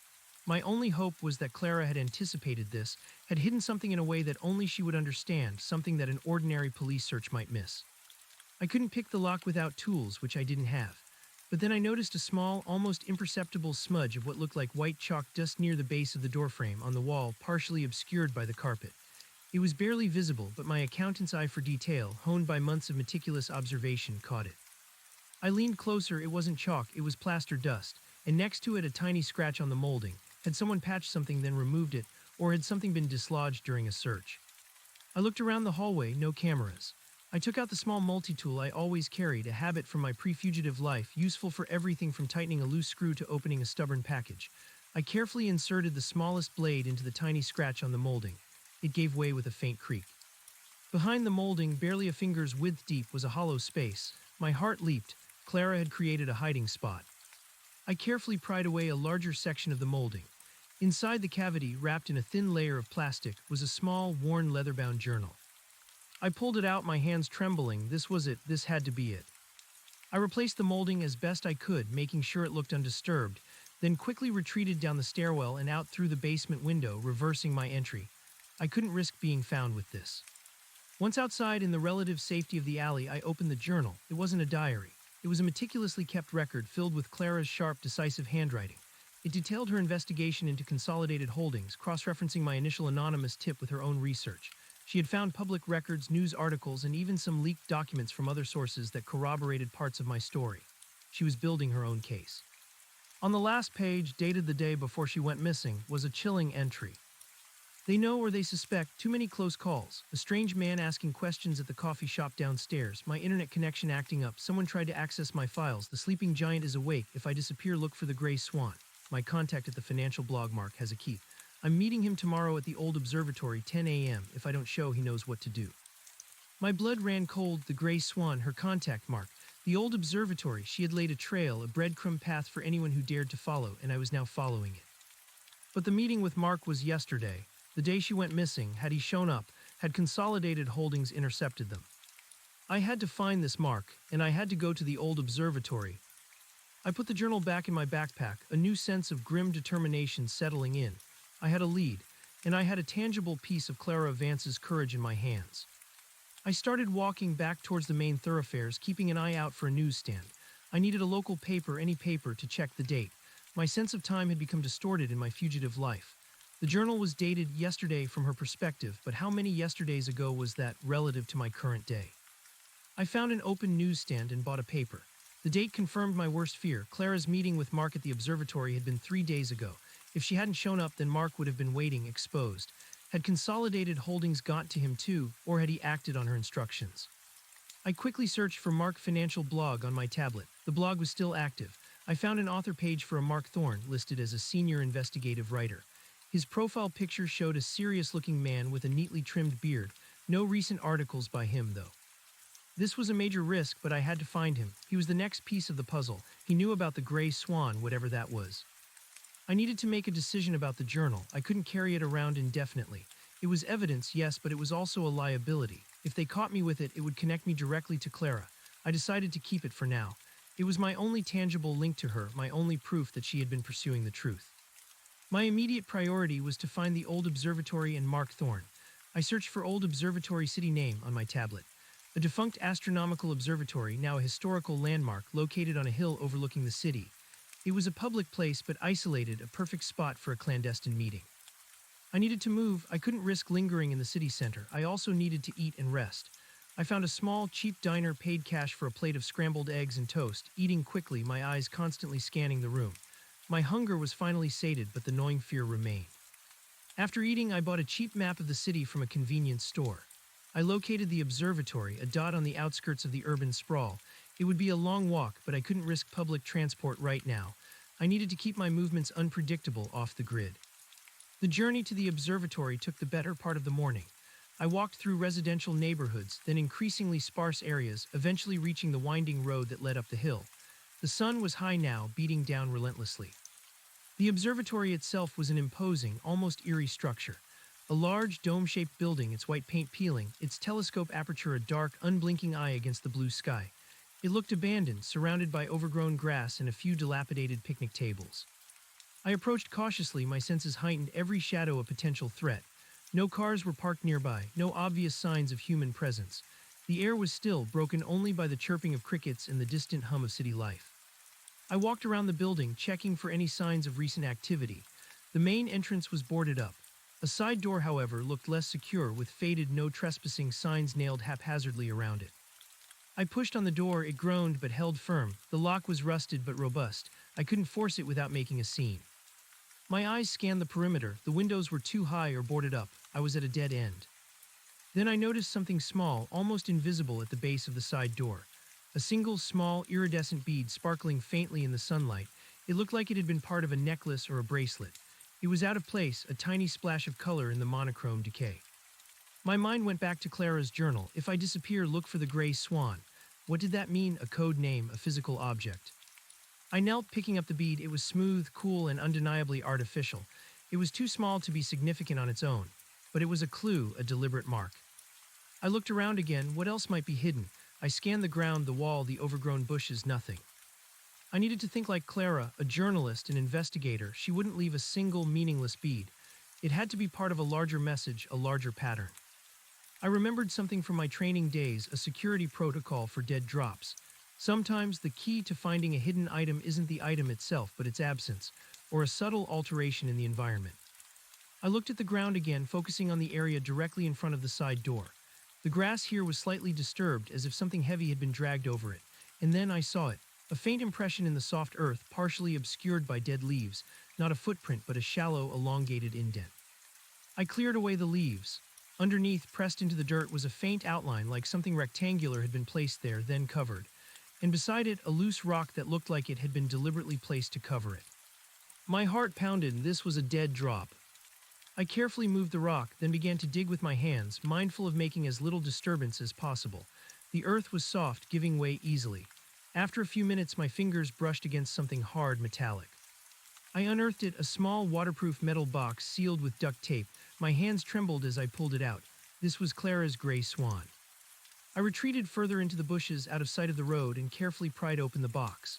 Inside, nestled amongst some protective foam, were two items: a high-end military-grade encrypted USB drive and a small antique silver locket shaped like a swan with a tiny iridescent bead exactly like the one I had found, hanging from a thin chain. The gray swan. I opened the locket. Inside, instead of pictures, were two tiny pieces of paper folded minutely. One contained a series of seemingly random alphanumeric characters, a decryption key, the other a single word mark, and beneath it a number, a phone number. Clara had been brilliant. She had anticipated everything. The physical locket left as a beacon, the hidden dead drop, the decryption key, and a direct line to her contact mark. I closed the box, replacing the locket and the key, and put it carefully in my backpack. I had to contact Mark Thorne.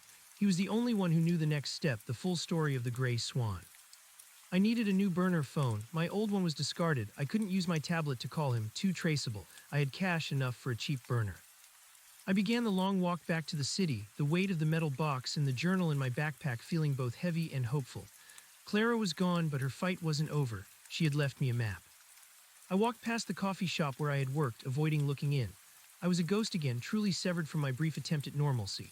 I found a generic convenience store far from Maya's and bought the cheapest burner phone they had, another basic flip phone. I inserted the new SIM card, paid cash, and then with a pounding heart I dialed the number from Clara's locket. It rang once, twice, 3 times. Just as I was about to give up, a gruff voice answered. "Hello. Is this Mark Thorne?" I asked, keeping my voice low, trying to disguise its tremor.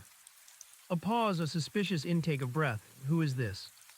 I have something of Clara Vance S., I said, choosing my words carefully. "The gray swan. I was supposed to contact you if she disappeared." Another, longer pause. I could hear distant street noise on his end, an engine idling. "Who are you?" he repeated, his voice sharper now, laced with a mix of suspicion and urgency. "And how do you have that? Where did you get that number?"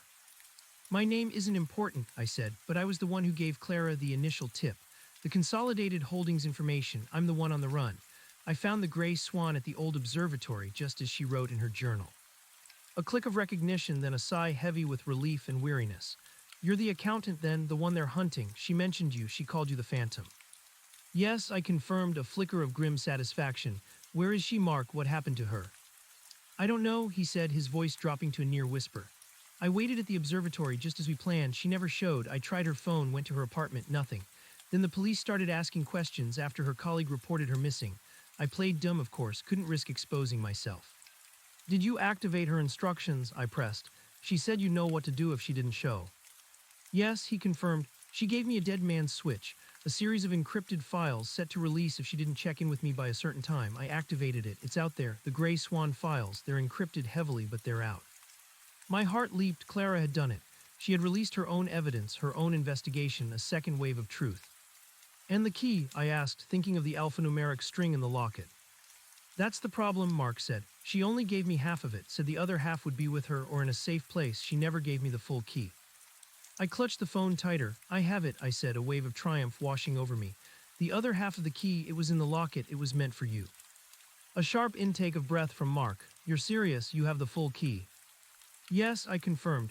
I have the locket, the key, and her journal. She had a lot of information. She was building a solid case.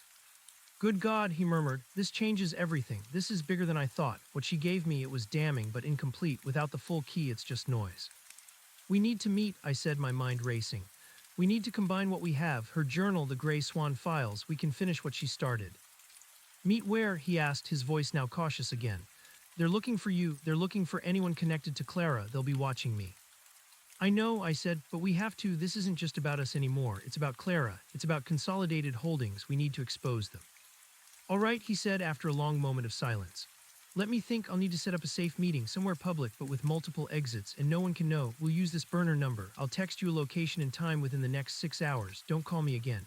And don't use your tablet for anything that can be traced. Understood, I said, in 6 hours. Be careful, Phantom, he said, a note of grim respect in his voice. Then he hung up.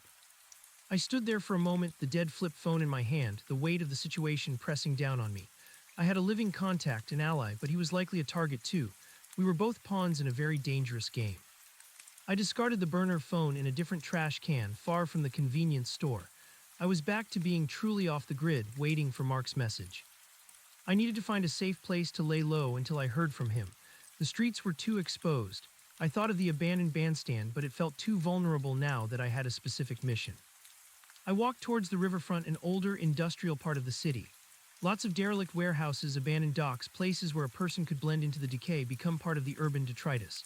I found an old, seemingly abandoned boathouse, its windows broken, its door hanging precariously on a single hinge. Inside it was dark, dusty, and smelled of stale water and rot, but it was shelter, and it was hidden. I settled into a corner, pulling my backpack close. I pulled out Clara's journal and the metal box. I couldn't read the journal by flashlight, too risky, too visible. But I could hold it, feel the leather cover, and try to draw strength from her courage.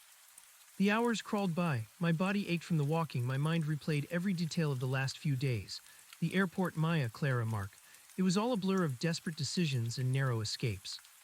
Just as the first hint of twilight began to paint the sky, my new burner phone vibrated. A text message. Old City Market, north entrance under the clock tower.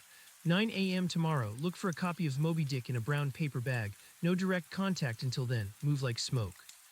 Old City Market, a busy, sprawling market, a hive of activity, perfect for blending in. The clock tower, a clear landmark. Moby Dick, a specific, identifiable signal. Mark was good. He was thinking like a journalist, an intelligence operative. I reread the message, committing every detail to memory. Move like smoke, that would be my mantra. I closed my eyes, trying to get some rest. I had a meeting tomorrow, a meeting that could change everything or end everything. My life was no longer my own. It was inextricably linked to Clara Vance's fight, to the truth she had pursued, and to the massive, shadowy empire of Consolidated Holdings. I was no longer just an accountant on the run. I was an accidental spy, a reluctant crusader, and the last hope for a journalist who had simply tried to do her job. The hunt had turned into a mission, and I was all in. The morning light, filtering through the broken windows of the boathouse, brought with it a renewed sense of purpose. My body was stiff, but my mind was clear. I had a destination, a time, and an ally. I used the remaining water in my bottle to splash my face, trying to shake off the lingering grime and exhaustion. My clothes were still rumpled, but I tried to smooth them as best I could. The baseball cap, my constant companion, was pulled low. I ate the last of my instant noodles dry, chewing slowly, kneading the calories. It wasn't much, but it was fuel. I had to conserve my cash. I checked the time on my flip phone. It was 6:30 a.m. I had about 2.5 hours to get to the Old City Market. It wasn't far from the boathouse, perhaps a 45-minute walk at a brisk pace. That gave me plenty of time to move cautiously, to observe my surroundings, to move like smoke. I secured the metal box with the Gray Swan and Clara's journal deep in my backpack, wrapping them in a spare t-shirt. My tablet was also tucked away, its screen still cracked but functional. These were my new weapons. I slipped out of the boathouse, careful to leave no trace of my presence. The riverfront was quiet, bathed in the soft, early morning light. A few seagulls circled overhead, their cries echoing over the water. The city was slowly waking up, its distant hum growing louder. I began my walk, sticking to the less populated side streets and back alleys. I had learned to read the rhythm of the city, to identify potential threats. I avoided eye contact, walked with a purposeful stride, and tried to appear utterly unremarkable. Every shadow held a potential watcher, every parked car a possible tail. My paranoia was a finely tuned instrument now, guiding my movements. As I approached the old city market district, the streets grew busier.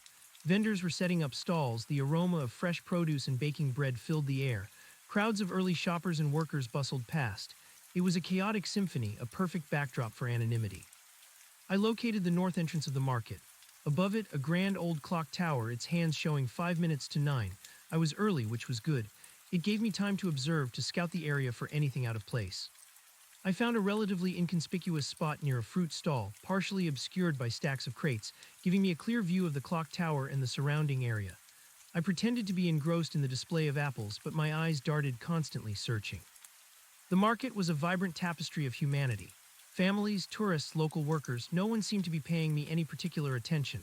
No dark suits, no overt surveillance, but I knew they were good, they wouldn't be obvious. 9 a.m., the clock tower chimed, its deep, resonant tones echoing through the market. My heart pounded in my chest, this was it. I watched the stream of people flowing past the clock tower. Every face was a blur of anonymous humanity. Who was Mark? What did he look like, beyond the serious-looking profile picture on his blog?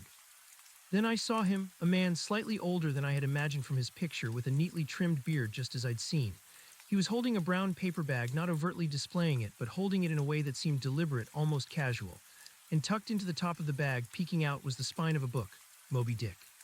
My breath hitched, it was him. He was standing near a pillar, pretending to be absorbed in his phone, but his eyes, I noticed, were subtly scanning the crowd, just like mine. He moved with a practiced ease, a man accustomed to clandestine meetings.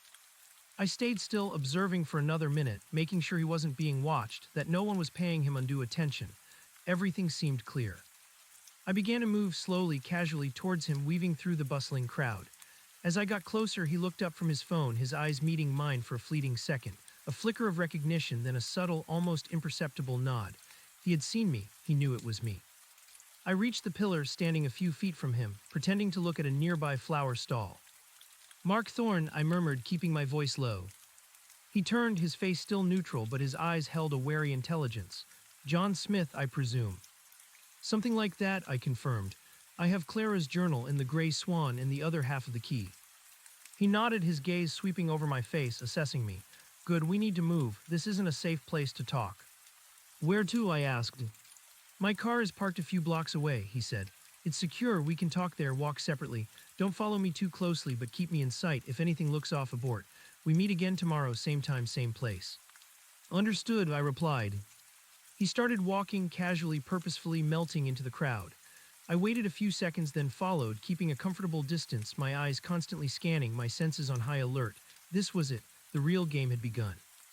We walked for about 10 minutes through narrow market streets, then into a quieter residential area. Mark led me to a nondescript, older model sedan parked on a tree-lined street. He opened the passenger door, glanced around one last time, then quickly got in. I did the same, sliding into the back seat, pulling my baseball cap further down.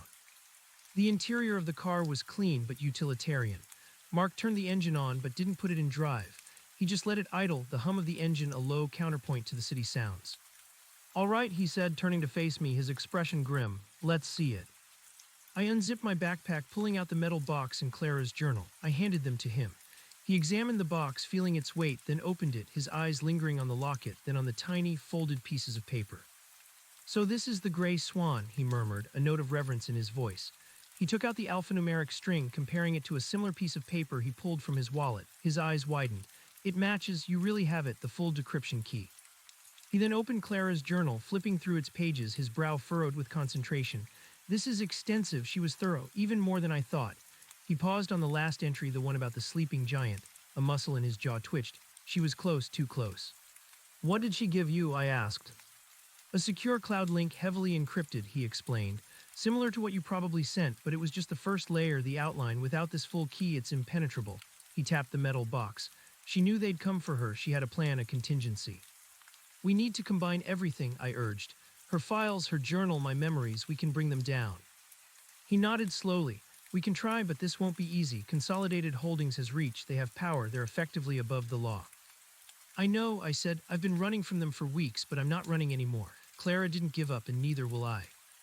He looked at me, a flicker of something new in his eyes, respect, perhaps. Good, because we're going to need that fire. They've effectively killed a fellow journalist. And if we can't get justice for her, then what good are we? What's the plan? I asked. First, we need to decrypt her files, he said. That will give us the full picture, the full scope of her investigation. We'll use a secure air-gapped system. We can't risk doing it online. I have a setup for that. Then what? Then, he said, a grim determination hardening his features, we go public, not just with the information, but with Clara's story. We tell the world what Consolidated Holdings did to her. We make them pay. And my evidence, I asked. The original data I had, it's gone. I lost the briefcase at my backpack at the airport. I had to hope they wouldn't notice it, or that if they did, they'd assume it was lost property and turn it in, rather than being linked to whatever high-stakes drama I was involved in. It was a desperate prayer. What's the plan? I asked. First, we need to decrypt her files, he said. That will give us the full picture, the full scope of her investigation. We'll use a secure air-gapped system. We can't risk doing it online. I have a setup for that. Then what? Then, he said, a grim determination hardening his features, we go public, not just with the information, but with Clara's story. We tell the world what Consolidated Holdings did to her. We make them pay. And my evidence, I asked. The original data I had, it's gone. I lost the briefcase at the airport. Mark looked at me, a flicker of understanding in his eyes. That's a blow, but not insurmountable. Between Clara's work and what you remember, we have enough to build a solid foundation. The original documents would have been the nail in the coffin, but we can still drive nails. We just have to be smarter about it, and slower, perhaps. He started the car, pulling away from the curb with a practiced smoothness. My place isn't safe. It's likely under surveillance, or will be soon. Clara always had a few safe houses, small, nondescript apartments kept under shell corporations for situations like this. We'll use one of those. It's off the books, minimal digital footprint. How far is it? I asked, my gaze sweeping the rearview mirror, checking for tails. The morning traffic was picking up, a chaotic jumble of vehicles. About an hour's drive, he replied, turning onto a busier avenue. It's in a different part of the city, an older industrial district. We'll take a circuitous route, make sure we're not followed. The drive was tense. Mark was a good driver, observant, constantly checking his mirrors, making unexpected turns, blending seamlessly into the flow of traffic. He didn't speak much, his focus entirely on the road and his surroundings. I remained silent in the back, my backpack clutched tight, my eyes scanning for anything out of place. Every dark sedan, every subtle shift in traffic patterns sent a jolt of anxiety through me. After what felt like an eternity, we turned into a maze of narrow, brick-lined streets, warehouses giving way to rows of old, working-class row houses. The safe house, as Mark called it, was a small, unassuming two-story building, its brick facade faded, its windows curtained. It looked utterly ordinary, anonymous. Mark pulled into a cramped alley behind the house, parking next to a battered dumpster. He cut the engine. This is it, stay alert, we'll go in the back way. We exited the car, moving quickly and silently. The alley was quiet, smelling faintly of stale garbage and damp earth. Mark produced a set of keys, unlocking a heavy steel door that led into a small, cluttered utility room. Inside, it was dark and cool. He flipped a switch, revealing a bare bulb hanging from the ceiling. Keep your cap on, he instructed, his voice low. No lights on the upper floor until we've checked the perimeter. We moved through the house, Mark methodical, checking every room, every window. The ground floor was sparsely furnished, a small living room, a tiny kitchen. Everything was clean but felt unused, like a set piece. Upstairs, there were 2 bedrooms and a bathroom. Each window had heavy blackout curtains. All clear, Mark finally announced, returning to the living room. He pulled the curtains closed, then switched on a floor lamp, bathing the room in a soft, yellow glow. This place is a digital fortress. No Wi-Fi, no smart devices, no connected anything. It's an old-school analog setup. He set Clara's journal and the metal box on a small, scarred wooden table. All right, Phantom, he said, looking at me, his eyes serious. Let's get to work, show me what you've got. I unzipped my backpack, pulling out my battered tablet. This is what I've been able to reconstruct from memory, along with some public domain searches. It's not the original documents, but it's a solid outline. He nodded, producing a small, rugged laptop from his own bag. It looked like something from a spy movie, no visible branding, all matte black. He also pulled out a small, portable hard drive and a couple of USB sticks. This is an air-gapped system, he explained, gesturing to the laptop. It never connects to the internet. We'll transfer Clara's encrypted files here, decrypt them, and then transfer your data. We'll combine everything manually.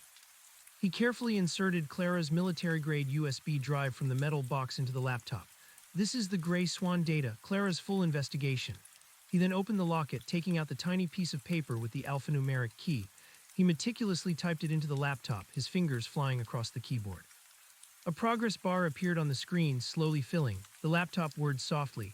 The tension in the room was palpable, a silent hum of anticipation. This was the moment of truth. After a few agonizing minutes, the screen flickered and a series of folders appeared. Mark let out a breath he hadn't realized he was holding. She did it. She had everything.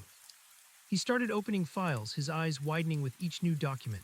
I leaned in, watching over his shoulder, a knot of dread and grim satisfaction tightening in my stomach. What Clara had amassed was even more damning than I could have imagined. There were detailed financial reports, internal memos, encrypted email chains, and even video clips. "These are raw, unedited," Mark whispered, his voice hushed with awe. "This isn't just a corporate scandal, Phantom. This is a full-blown criminal enterprise. Money laundering, environmental crimes, industrial espionage, bribery of public officials, and then some." He scrolled through a file detailing illegal offshore drilling operations disguised as marine research initiatives, funded through a maze of shell companies. The names of high-ranking government officials appeared, linked to vast sums paid out as consulting fees. Another folder contained evidence of a massive data breach targeting a competitor, with the stolen intellectual property used to develop a new, highly profitable product line for Consolidated Holdings. Then he opened a folder marked Project Chimera. Inside were files detailing human rights abuses in third-world mining operations, where Consolidated Holdings had exploited local populations, disregarded safety regulations, and even used paramilitary forces to suppress dissent. The images were graphic, horrifying. My stomach churned. This was far beyond numbers on a spreadsheet. This was pure evil. "My God," I breathed, recoiling from the screen. "I knew it was bad, but I never saw this. This is a complete disregard for human life." "This is why they silenced Clara," Mark said, his voice hard. "This is why they're hunting you. This information would not just bankrupt them. It would lead to indictments, prison time, international outrage." He spent hours meticulously going through Clara's files, cross-referencing them, making notes. I sat beside him, offering insights from my own memory, pointing out connections he might have missed, deciphering financial jargon. My reconstructed notes from the tablet became invaluable, filling in gaps, providing context, or highlighting areas where Clara's data corroborated my own fragmented memories. We worked through the day, driven by a shared purpose and a growing sense of urgency. The sun set outside, but we barely noticed, lost in the intricate web of corporate malfeasance. We paused only to eat the meager rations Mark had brought, energy bars and bottled water. As the night deepened, Mark connected my tablet to his air-gapped laptop, transferring my reconstructed data and notes. He integrated my information into Clara's existing framework, slowly building a comprehensive, undeniable case. "This is solid," he finally declared sometime after midnight, leaning back in his chair, rubbing his tired eyes. "Combined, this is an unholy beast. The breadth of their corruption, it's staggering, and the audacity of it." "So what now?" I asked, my voice hoarse from disuse, my body aching with exhaustion, but my mind strangely clear. "We have the truth. How do we get it out?" Mark ran a hand through his beard. "We can't just dump this all online. It's too much, too easy to discredit as a wild conspiracy theory. We need to be strategic. We need to break it down, release it in waves, build the narrative." "In Clara's story," I reminded him, "we have to tell what happened to her." "Absolutely," he agreed, his jaw tight. "That's how we hit them where it hurts. We frame it as not just a financial scandal, but a human rights issue, a threat to journalistic freedom. We make her a martyr, a symbol that will rally public support." "But they'll be watching," I said, the grim reality settling in. "They'll be trying to shut down any leaks, any mention of Clara." "Which is why we need to be clever," Mark said. "I have contacts, trusted journalists at other, larger outlets, people who are tenacious, not easily intimidated. We'll leak it to them anonymously in stages. We'll use a network of dead drops, encrypted communications. We'll make it impossible for Consolidated Holdings to trace it back to us or to shut it down entirely." "And what about us?" I asked. "What's our role in this?" Mark looked at me, a serious, almost weary expression on his face. "We are the facilitators. We are the ones who hold the key, literally. We are the last line of defense for this information. If we get caught, it could all be for nothing. Clara's sacrifice, it would be in vain." He then looked at the laptop screen, at the rows of damning files. "I'll start preparing the first package, a small but explosive piece, something undeniable. We'll target the environmental violations first, the marine research scam. That's a strong visual, easily digestible for the public. It will get attention." "And where do I fit in?" I pressed. "I can't just sit here. I need to do something." "Your value is your knowledge, Phantom," Mark said. "You understand their finances, their structure. You're our interpreter, our internal expert, and you're also our ghost. You can move in ways I can't. You're untraceable, a new face. We'll need to send you out to verify certain things, to plant information, to deliver the next pieces of the puzzle." A cold thrill ran through me. This was it. I was no longer just running, I was fighting. "Good," I said, a grim smile touching my lips. "Tell me what you need." We spent the next few days in a relentless cycle of work, fueled by instant coffee and a burning sense of purpose. Mark, with his journalistic instincts, began crafting compelling narratives around the evidence. I, with my accountant's precision, drilled down into the numbers, finding the smoking guns, the undeniable proofs. He showed me how to use a series of untraceable communication tools, encrypted messaging apps, anonymous browsers, disposable email accounts, all accessed through public Wi-Fi networks in different parts of the city, always moving, always burning the connections after a single use. It was a complex dance of digital ghosting, a skill I quickly adapted to. We focused on the initial leak, the fake marine research initiatives that were actually offshore drilling operations causing immense environmental damage. The evidence was irrefutable. Satellite images procured by Clara from an anonymous source, internal emails from Consolidated Holdings executives discussing how to minimize PR fallout, and meticulously doctored financial reports designed to hide the true costs and environmental impact. Mark prepared a package of this data, a selection of encrypted files from the Gray Swan, along with a concise, anonymous summary outlining the scandal. He explained the dead drop protocol. "You'll take this USB drive," he said, handing me a small, unmarked stick. "You'll go to a prearranged location, a public park. There's a specific bench under a specific oak tree. You'll leave it there, hidden in a loose brick at the base. You'll then send an anonymous message to my contact, giving them the details." "Won't they be looking for that kind of activity?" I asked. "A dead drop is a classic move." "Exactly," Mark replied, a sly grin on his face. "But we're going to layer it. The real drop won't be that USB, that's a decoy, a poison chalice. It contains a subset of compromised data, enough to look legitimate, but designed to lead them on a wild goose chase if they intercept it. The real data will be sent digitally to a different contact, a different way, after the decoy has been discovered."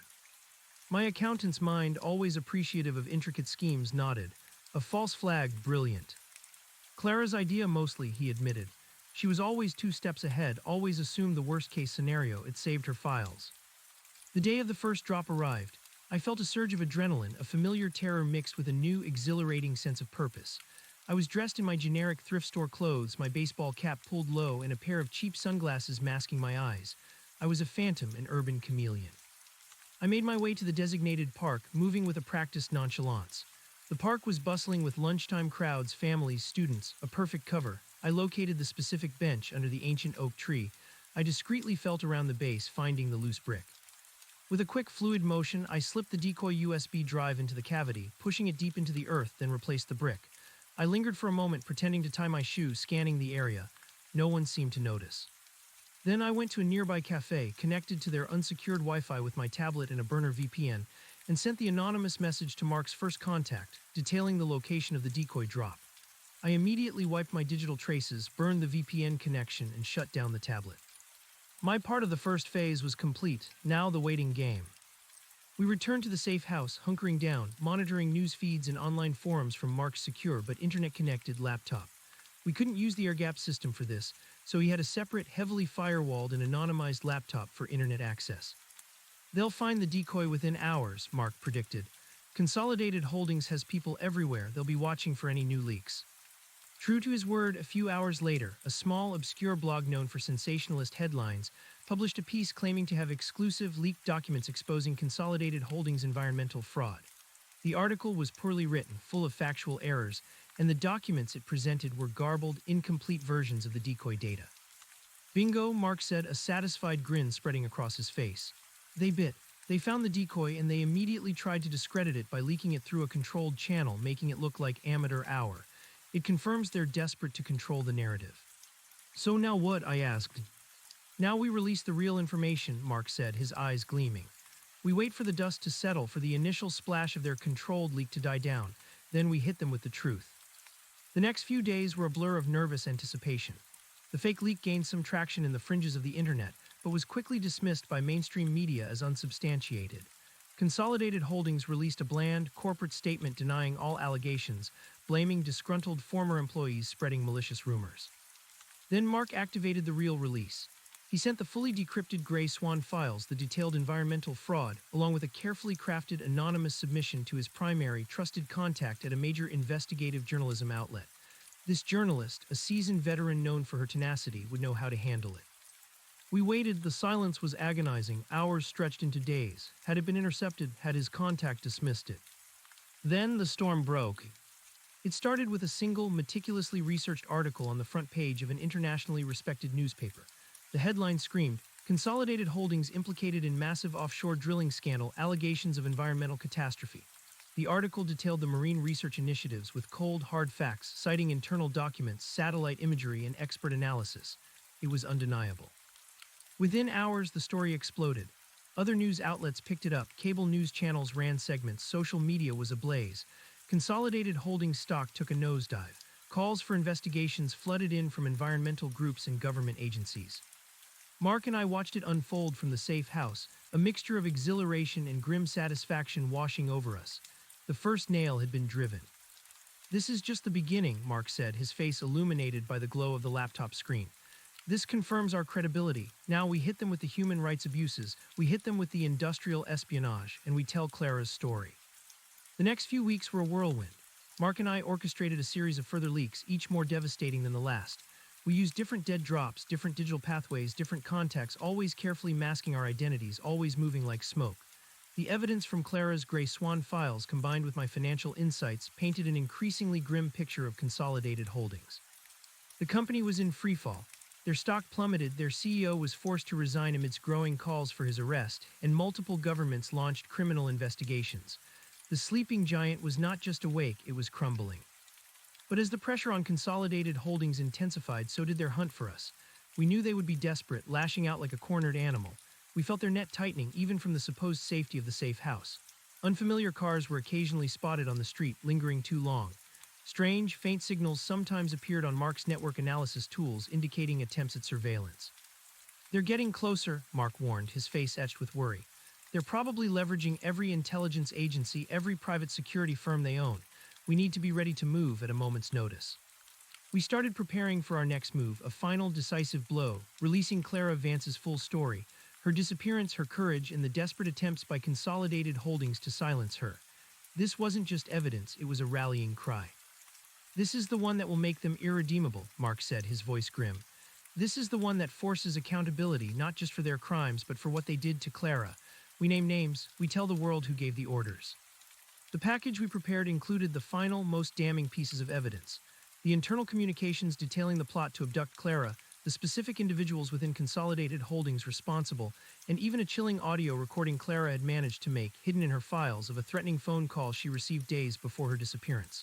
The Gray Swan indeed contained everything. This information was too sensitive for a dead drop.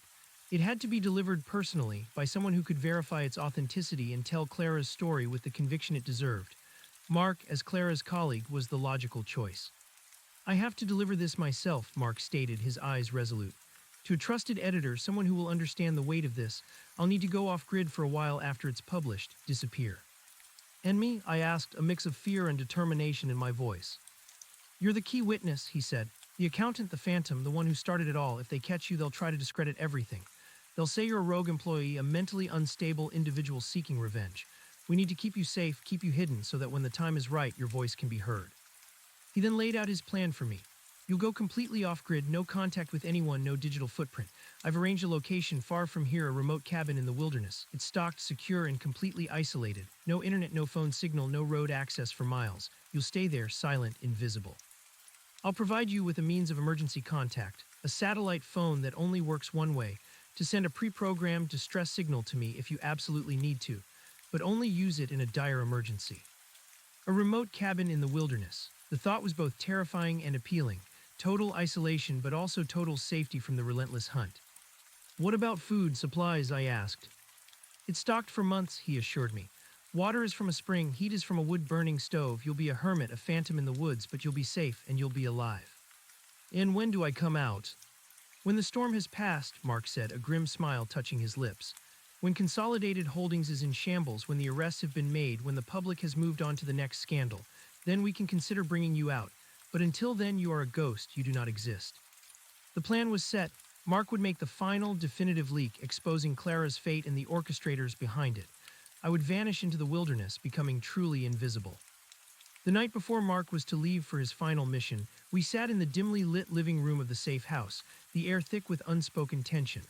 The laptop, containing the fate of Consolidated Holdings and Clara's justice, sat silently on the table between us. "Thank you, Mark," I said, my voice barely above a whisper, "for believing me, for helping me, for Clara." He nodded, his eyes distant. "Clara was a friend, more than that, she was a true journalist. She died for the truth. We owe her this." He handed me a folded map marked with a single X. This is your route to the cabin. It's a long journey, a combination of public transport and then a hike. Stick to the plan, don't deviate, and don't look back. He then handed me a small, rugged device, the satellite phone. This is your lifeline, your only link to the outside world. Guard it with your life. I took it, its cold metal a stark contrast to the warmth of the cabin's promise. What will happen to you? Mark shrugged. I'll go underground for a while, lay low, but I'll be back. Someone has to keep telling the stories. Someone has to watch the watchmen. The next morning, before dawn, we left the safe house. The street was still dark, the city just beginning to stir. We walked together for a few blocks, two figures swallowed by the urban shadows, then split up at a prearranged corner. Good luck, Phantom, Mark said, his voice low, his hand briefly touching my shoulder. May you find peace in the quiet. You too, Mark, I replied, a lump in my throat. Be safe. He melted into the darkness, heading towards his own perilous mission. I turned, walking in the opposite direction, towards the bus station, towards the first leg of my journey into the wilderness. I felt utterly alone, but also strangely resolute. I was no longer an accountant, no longer just a fugitive. I was a vessel of truth, carrying the secret hopes of a dead journalist and the grim knowledge of an empire built on lies. The bus station was bustling even at this early hour, a cacophony of travelers, departures, and farewells. I bought a ticket with my remaining cash for a destination hours away, a small town that would serve as my jumping-off point for the wilderness. As I boarded the bus, I glanced back at the city lights, knowing I might never see them again, at least not in the same way. The concrete jungle, my temporary battlefield, was fading into the distance. Ahead lay the vast, indifferent wilderness, my new sanctuary, my prison, my final hiding place. The hunt for me would continue, but I would be nowhere. I would be a phantom among the trees, a ghost in the silence, waiting for the world to catch fire from the truth I had helped unleash. The bus rattled, a familiar comfort and an unwelcome reminder of the world I was leaving behind. I pressed my forehead against the cool glass, watching the city shrink into a hazy silhouette against the rising sun. Every mile that passed was a severance, a cutting of the last threads that connected me to my old life, to the dangerous game I had just played. The urban sprawl gave way to suburbs, then to rolling hills, and finally to dense, unforgiving forest. The journey was long, a deliberate series of transfers designed to throw off any potential tail. From the bus, I switched to a regional train, then a smaller local bus that deposited me in a sleepy town nestled at the edge of what Mark's map called the Blackwood Wilderness. It was late afternoon when I stepped off the bus, the air immediately cooler, cleaner, and carrying the scent of pine and damp earth. The town itself was little more than a main street with a general store, a diner, and a gas station. Everyone seemed to know everyone, and I, with my generic clothes and pulled-down cap, stuck out like a sore thumb. I felt a renewed prickle of paranoia, a sense of being observed, even though no one seemed to pay me more than a passing, curious glance. Mark's instructions were precise. From the town, I was to embark on a multi-day hike. The cabin was miles deep in the wilderness, accessible only by foot, far from any roads or trails marked on public maps. It was designed for absolute isolation. I entered the general store, its bell jingling above me. The owner, a grizzled man with kind eyes, nodded a greeting. I bought the essentials Mark had suggested for the hike: sturdy boots, a compass, a basic first aid kit, and more non-perishable food than I thought I could carry. Paying in cash, I avoided any identifying information. The owner, used to city folk passing through for hiking or hunting, didn't ask questions. The next morning before dawn, I set off. The air was crisp, the forest silent save for the rustle of leaves under my new boots. The map Mark had provided was hand-drawn, detailing landmarks and hidden markers. It was intricate, a series of twists and turns designed to be unreadable to anyone but the intended recipient. I followed it meticulously, my accountant's precision for detail now applied to navigating the wild. The first day was a brutal introduction to my new reality. My body, accustomed to a sedentary office life, screamed in protest.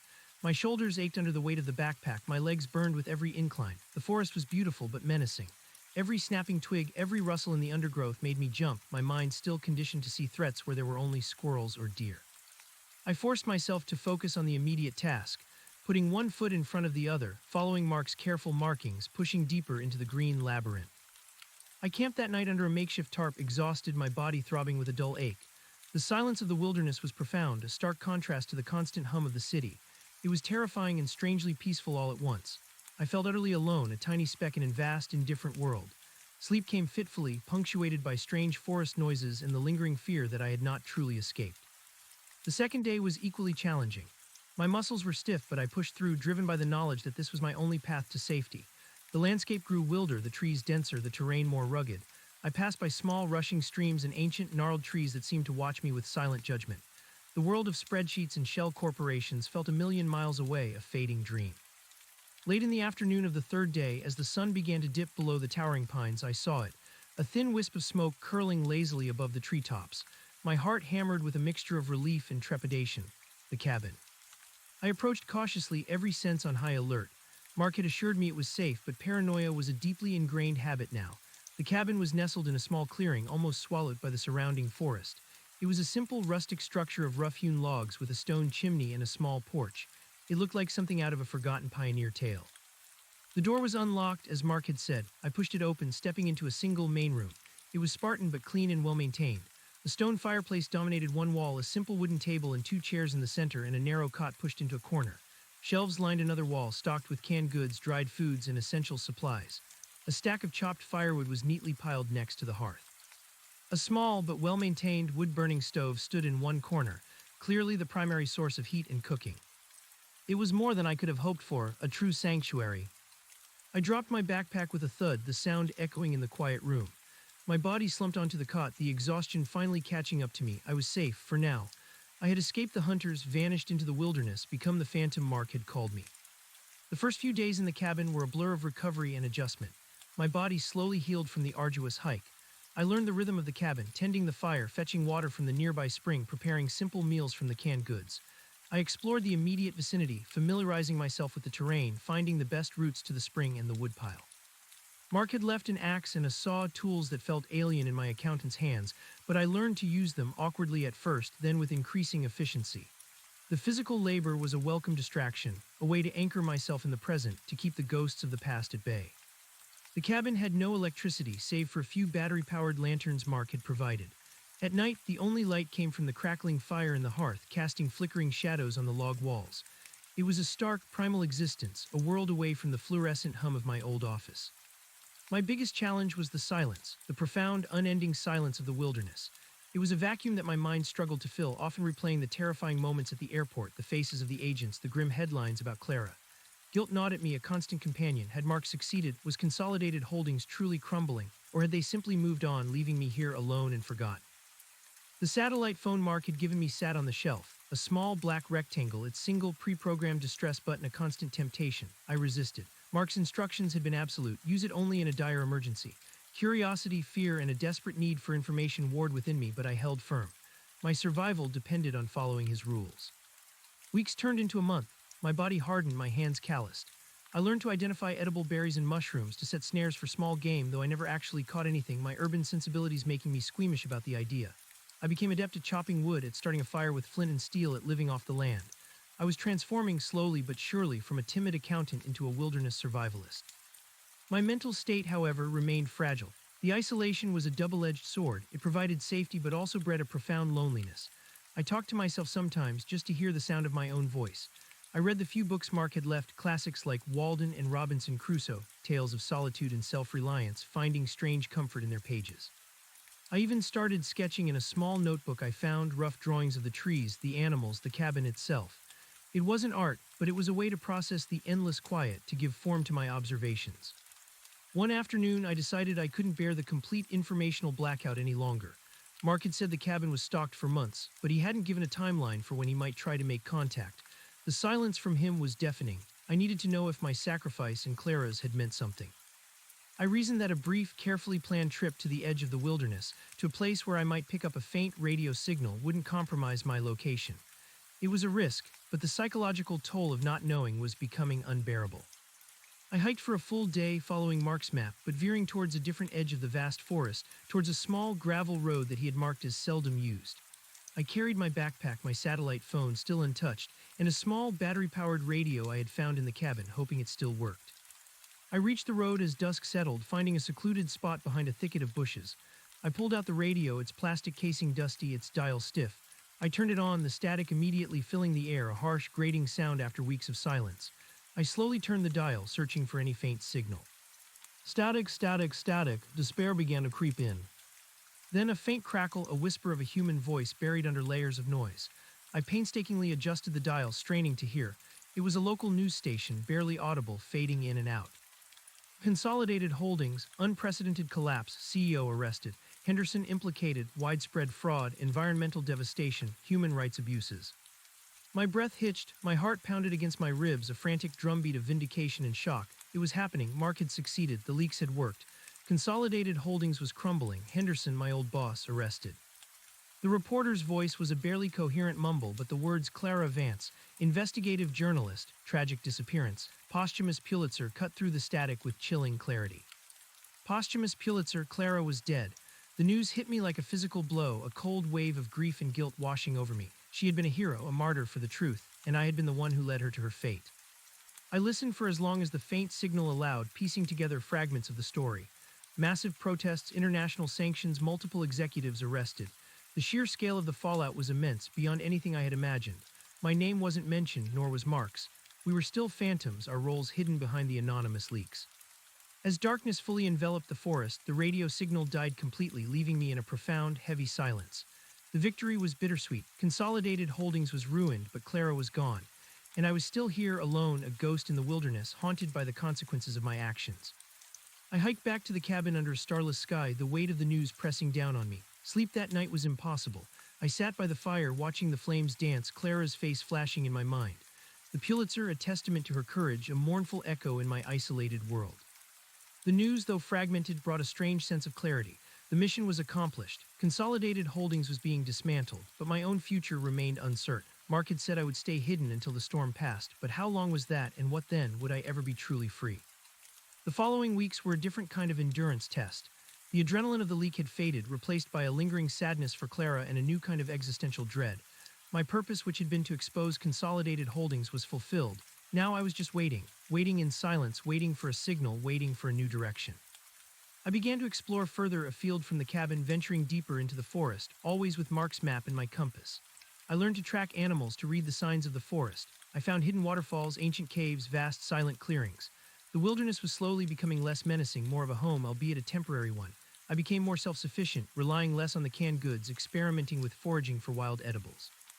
My body grew lean and strong, my senses sharpened. I was no longer the soft, urban accountant, I was something else. One crisp autumn morning, as the leaves began to turn fiery red and gold, I was chopping wood near the cabin when I heard it. A faint, almost imperceptible whirring sound, growing louder, coming from above. My heart leaped into my throat. I dropped the axe, my eyes darting to the sky. A drone, small, silent, barely visible against the canopy, but unmistakably a drone. It was circling high above the cabin, its camera lens a tiny, unblinking eye. Panic seized me. How could they have found me? Had Consolidated Holdings survived enough to track me down? Had someone betrayed Mark? Had my radio trip been traced? I bolted into the cabin, grabbing my backpack, my eyes scanning for any escape route. The drone continued to circle, a persistent mechanical predator. I had nowhere to go. Deep in the wilderness, I was a sitting duck. Then the drone descended, hovering directly above the small clearing. It wasn't a military-grade surveillance drone, but something larger, more commercial. A small package attached to a retractable tether slowly lowered itself towards the ground. My initial panic gave way to bewildered curiosity. It wasn't an attack, it was a delivery. The package landed softly in the clearing. The drone hovered for a moment longer, then ascended rapidly, disappearing back into the sky, leaving behind only the profound silence.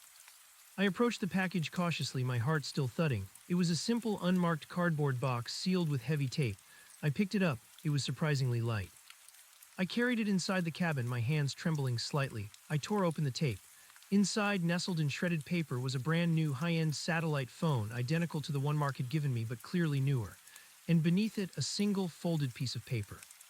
I opened the paper. It was a note in Mark's familiar, precise handwriting. Phantom, the storm has passed. Consolidated Holdings is dismantled. Arrests made. Operations dissolved. Justice, at least in part, for Clara. You are no longer hunted. It's safe.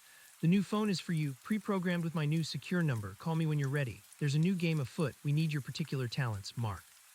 My breath caught in my throat. It was over. The hunt was over. I was no longer running. Consolidated Holdings was gone, and Mark was reaching out a new game. A wave of relief, so profound it almost brought me to my knees, washed over me. It was done. Clara's death had not been in vain. My weeks of isolation, my fear, my desperation, it had all led to this. I looked at the new satellite phone, then at the old one still sitting on the shelf, its distress button untouched. I had held fast. I had survived. I sat down at the wooden table, the note clutched in my hand. You are no longer hunted. Those words resonated deep within me, echoing a profound liberation. But then there's a new game afoot. We need your particular talents. The old life was gone, the accountant, the phantom, but a new role was being offered, a role in a new game. Mark hadn't just saved me, he was inviting me into something else, something beyond mere survival. I thought of Clara, her courage, her tenacity. I thought of the horrific details of Project Chimera, the human rights abuses, the environmental devastation. The world was still full of such giants waiting to be exposed, and Mark believed I had a part to play, my particular talents. My meticulous eye for detail, my understanding of numbers, my ability to move like smoke. I picked up the new satellite phone. It was sleek, robust, a stark symbol of connection to a world I had thought I had forever abandoned. I pressed the power button. The screen glowed to life. No signal, of course, deep in the wilderness. I looked out the cabin window at the vast, silent forest bathed in the soft, golden light of autumn. This sanctuary, this prison, had served its purpose. It had transformed me.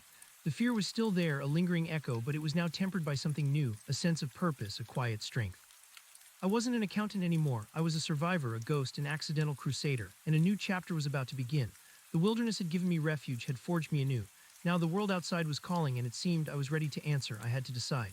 Would I embrace the phantom identity fully, or would I seek a quiet life away from the shadows? The choice in the next game awaited. The decision, when it came, was not a sudden burst of courage, but a slow, burning ember of resolve. The silence of the cabin, once a shield, now felt like a cage. The freedom it offered was hollow, a half-life devoid of purpose. I was no longer running from a specific threat, but I was still running from the world, from the consequences of what I knew, from the responsibility I felt towards Clara Vance. My fingers traced the words on Mark's note. The storm has passed, you are no longer hunted, a new game afoot. The phrase resonated deep within me. I had survived, I had adapted. The wilderness had stripped away the timid accountant, leaving behind a harder, more capable version of myself. But for what? To simply exist in anonymous isolation while the world outside still churned with corruption. Clara's face, etched in my memory, gave me my answer. She hadn't died so that I could hide. She had died for the truth, and I was still a guardian of that truth. The quiet life, the one I had once craved, now felt like a betrayal. The thought of letting others carry the burden of allowing the sleeping giants of the world to continue their insidious work unchecked made my stomach clench. I had talents, as Mark had said, an eye for detail, a mind for numbers, a newfound ability to move like smoke. These were not gifts to be wasted on a solitary existence. I picked up the new satellite phone. Its weight felt different now, not a burden but a tool, a connection. I stepped out of the cabin, walking into the clearing.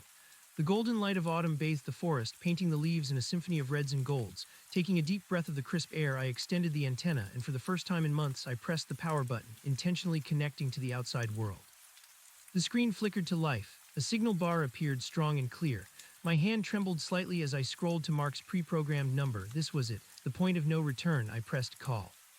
It rang only once before a familiar, gruff voice answered. Mark Thorne. Mark, I said, my voice hoarse, thicker than I remembered, a product of weeks of disuse. It's the phantom.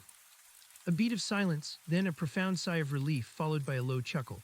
I knew you'd call. Took you long enough, you stubborn ghost. How are you holding up out there in the wilds? Alive, I replied, a wry smile touching my lips. And ready, what's this new game you mentioned?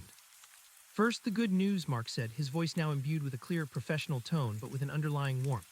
Consolidated Holdings is truly gutted. CEO, CFO, several board members all facing indictments. International warrants issued for others. Their offshore operations are being seized. The environmental charges alone are massive. And Clara Vance is now a name known worldwide. The posthumous Pulitzer helped cement her legacy. Her story, your story, has shaken the foundations. A quiet sense of triumph settled over me, mixed with the ever-present ache for Clara. So justice, then. As much as we can get, Mark agreed. But the world is a big place, Phantom, and Consolidated Holdings was just one head of the Hydra. There are other corporations, other sleeping giants operating in the shadows.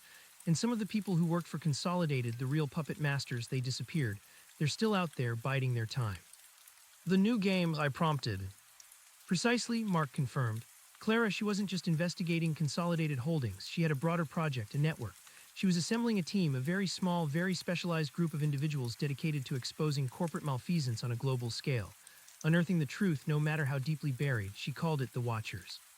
My mind raced. A team, a network. It was an unexpected turn. And you want me to join?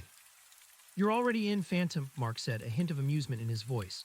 You proved yourself, you survived, you adapted, you carried Clara's torch when she couldn't. Your skills, your unique perspective, they're invaluable. We need someone who can see the numbers, who can track the digital breadcrumbs, who understands how these empires are built and how they hide their secrets. You're our ghost in the machine. What would I do? Operate, investigate, infiltrate when necessary. From the shadows always, you'll be untraceable, a new identity, a new life. We provide the resources, the intelligence, the backup. You provide the analysis, the precision. We bring down the next giant. The idea was daunting, exhilarating. It was everything my old life wasn't. It was purpose, danger, and a chance to truly make a difference. Where do I start? First, you get out of there, Mark instructed. I'll arrange a pickup. It's a remote location, so it'll take some time. I'll send you the coordinates for a rendezvous point, a short hike from your cabin, but still deep enough to be secure. Expect a modified bush plane in 3 days, early morning. Be there. Bring only what you can carry easily. The cabin will be left as is, a perfect ghost marker. A bush plane, I repeated, a thrill running through me. It sounded like something out of a spy novel. Yes, Mark chuckled. It's discreet. My pilot is a former special ops guy, trustworthy as they come. Don't worry, you'll be in good hands. Once you're out, we'll get you settled, give you a new identity, a new life. And then we begin. Understood, I said, my voice firm, resolute. I'll be there. Good, Mark said. Welcome to the Watchers, Phantom. The game has truly begun. He disconnected, leaving me standing in the sunlit clearing, the satellite phone heavy in my hand. The vast wilderness which had been my sanctuary now felt like a temporary waypoint. My heart pounded, not with fear, but with a renewed sense of purpose. I was no longer a lone accountant, terrified and on the run. I was part of something bigger, a network fighting for truth in the shadows. Clara's legacy, my new life. The next 3 days were a whirlwind of preparations. I meticulously packed my backpack, Clara's journal, now a cherished relic and a symbol of my resolve, the original satellite phone just in case, my small sketching notebook, and my few changes of clothing. I left the cabin exactly as Mark had instructed, a silent testament to my temporary presence, erasing any personal trace. I spent my last hours exploring the immediate vicinity, memorizing the landscape, the scent of the pines, the rush of the spring water. A final farewell to the wilderness that had transformed me. On the morning of the third day, I hiked to the rendezvous point Mark had given me. It was a small, rocky outcrop overlooking a wide, flat clearing in the forest, large enough for a small plane to land. The air was cold, crisp, and charged with anticipation. I arrived an hour early, taking a hidden position amongst some thick bushes, scanning the sky, listening for the telltale hum of an engine. The sun was just beginning to peek over the horizon, painting the sky in soft hues of pink and orange when I heard it. A faint drone growing steadily louder. Then a small single-engine plane appeared from above the treeline, its silhouette sharp against the dawn sky. It circled once low, its wings glinting, before smoothly descending, touching down on the grassy clearing with surprising grace. The plane was rugged, utilitarian, its paint faded. The pilot, a man with a weathered face and keen, intelligent eyes, emerged, scanning the clearing. He wore simple outdoor gear, a far cry from the dark suits of Consolidated Holdings. I emerged from the bushes, my backpack slung over my shoulder, my cap pulled low. He nodded a brief, assessing glance. Phantom. That's me, I confirmed, my voice steady. Mark sends his regards, he said, gesturing to the plane. Climb aboard, we've got a long flight. I climbed into the passenger seat, a small, cramped space behind the pilot. The interior smelled of old leather and aviation fuel. The pilot secured my backpack, then started the engine. The propeller whirred to life, growing louder, vibrating through the small cabin. He taxied to the end of the clearing, then turned, the plane rumbling. With a final check of his instruments, he pushed the throttle forward. The plane surged, gaining speed, rushing down the clearing. The trees blurred past. Then, with a gentle lift, we were airborne. I pressed my face against the window, watching the Blackwood wilderness shrink beneath us. The cabin, my sanctuary, was now just a tiny speck, swallowed by the vast green carpet. I felt a pang of nostalgia, a final farewell to my life as a hermit. The plane climbed higher, soaring above the majestic peaks and endless forests. Below, the world looked serene, untouched, but I knew the truth. Beneath that serene surface, the sleeping giant still stirred. The pilot didn't speak, his gaze fixed on the horizon. I, too, remained silent, my mind racing, preparing for the unknown future. I was flying into a new life, a new identity, a new purpose. The Phantom was no longer hiding, he was hunting. Hours later, the landscape below changed. The endless forest gave way to rolling farmlands, then to scattered towns, and finally to the sprawling urban tapestry of a major city. This wasn't the city I had fled. This was somewhere new, unfamiliar, a blank canvas for my new identity. The plane descended, landing smoothly at a small, private airfield, far from the bustling international terminal I remembered with such dread. As we taxied to a secluded hangar, I saw a familiar figure waiting outside, Mark Thorne. He was dressed in a simple jacket and jeans, looking more relaxed than when I had last seen him, but his eyes still held that sharp, analytical gaze. He offered a small, welcoming smile as the plane's engine died down.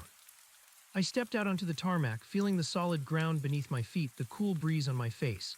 The scent of jet fuel and dry grass filled the air. My new life was beginning. Mark approached, extending a hand. "Welcome back, Phantom," he said, his grip firm, or should I say welcome to the team. I shook his hand, a sense of belonging, however tenuous, washing over me. "What's next, Mark?" He gestured to a nondescript black SUV parked nearby. First, a hot meal, a real shower, and some new clothes. Then we talk. We have a lot to catch you up on. Clara's project was vast. Our first target is already identified. Another titan even more insidious than Consolidated Holdings. They operate in the shadows, controlling resources, manipulating markets, and exploiting entire populations. He paused, his eyes gleaming with a mixture of grim determination and excitement. This one calls itself Ether Global. They're heavily involved in rare earth minerals all over the world, the kind of operation that makes Consolidated Holdings look like a local bakery.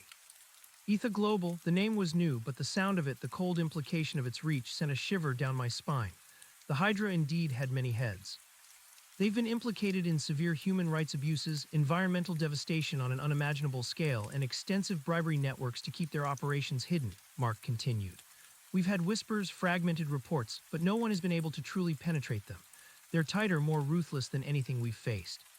He opened the passenger door of the SUV. And that phantom is where you come in, your unique talents, your ability to see what others miss, your ghost-like agility. We need you to go in deep. I looked at him, then at the open door of the SUV. My heart, which had just found a measure of peace, now quickened with a new, exhilarating fear. The game was truly afoot. My path was clear. I'm ready, I said, my voice steady, resolute. Tell me everything. I climbed into the SUV, Mark following, taking the driver's seat. As he started the engine, pulling away from the hangar, I glanced back at the small plane, then at the sky. The Phantom had returned not to hide, but to fight.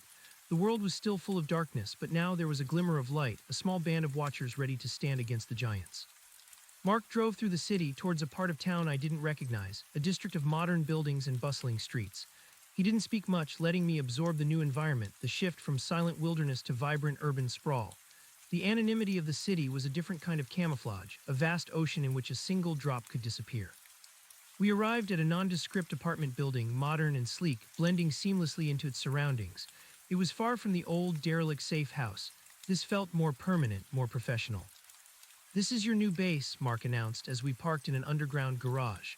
A secure apartment, it's fully furnished, equipped with everything you'll need. New wardrobe, new electronics, new everything, and most importantly, a new identity. He led me to an elevator, then to a sleek, modern apartment on a high floor. The view from the window was breathtaking, a panoramic vista of the city stretching out to the distant horizon. The apartment itself was tastefully decorated, minimalist, with a sense of quiet efficiency. It was a stark contrast to the rough-hewn logs of the cabin or the cramped motel rooms I had inhabited.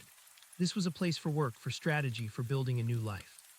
On a large desk in the living area, a brand new laptop sat, along with a sleek tablet and a stack of unmarked burner phones. Next to them, a crisp new passport, a driver's license, and several credit cards, all bearing a new name, a new face. My face, subtly altered, refined. It was unsettling, yet empowering. Your new identity, Mark explained, gesturing to the documents. Alexander Thorne, my cousin. It provides a plausible cover, a family connection, but will maintain distance publicly. You have a fabricated background, an online presence we've carefully cultivated. Your history is solid, untraceable back to your former life. You're a financial consultant specializing in international markets. It's close enough to your real skills to be convincing, but far enough to avoid suspicion. I picked up the passport, studying the photo. My hair was styled differently, a slight tan on my face, a subtle change in my expression. It was me but not me, a ghost given a new form, Alexander Thorne. The apartment has a secure network, multiple layers of encryption, Mark continued. Soundproofed, secure locks, we've thought of everything, you'll be safe here. He then showed me a small, hidden compartment in the wall. Inside were several firearms, a silent testament to the dangers of this new world. My stomach clenched. I was an accountant, not a soldier, but I knew this was part of the game. You'll also undergo some training, Mark added, seeing my gaze on the weapons. Self-defense, basic surveillance and counter-surveillance, digital forensics. We need you to be able to protect yourself and to navigate this world with maximum efficiency. He handed me a small, encrypted data stick. This is your initial brief on Ether Global. Start here, read everything. Familiarize yourself with their structure, their known operations, their key players. We've compiled years of fragmented intelligence. Your task will be to find the patterns, the hidden connections, the weaknesses. Use your analytical mind. Alexander, find us a way in. I took the data stick, its cold metal a grounding presence in my hand. My mind was already whirring, sifting through the implications, the vastness of the task ahead.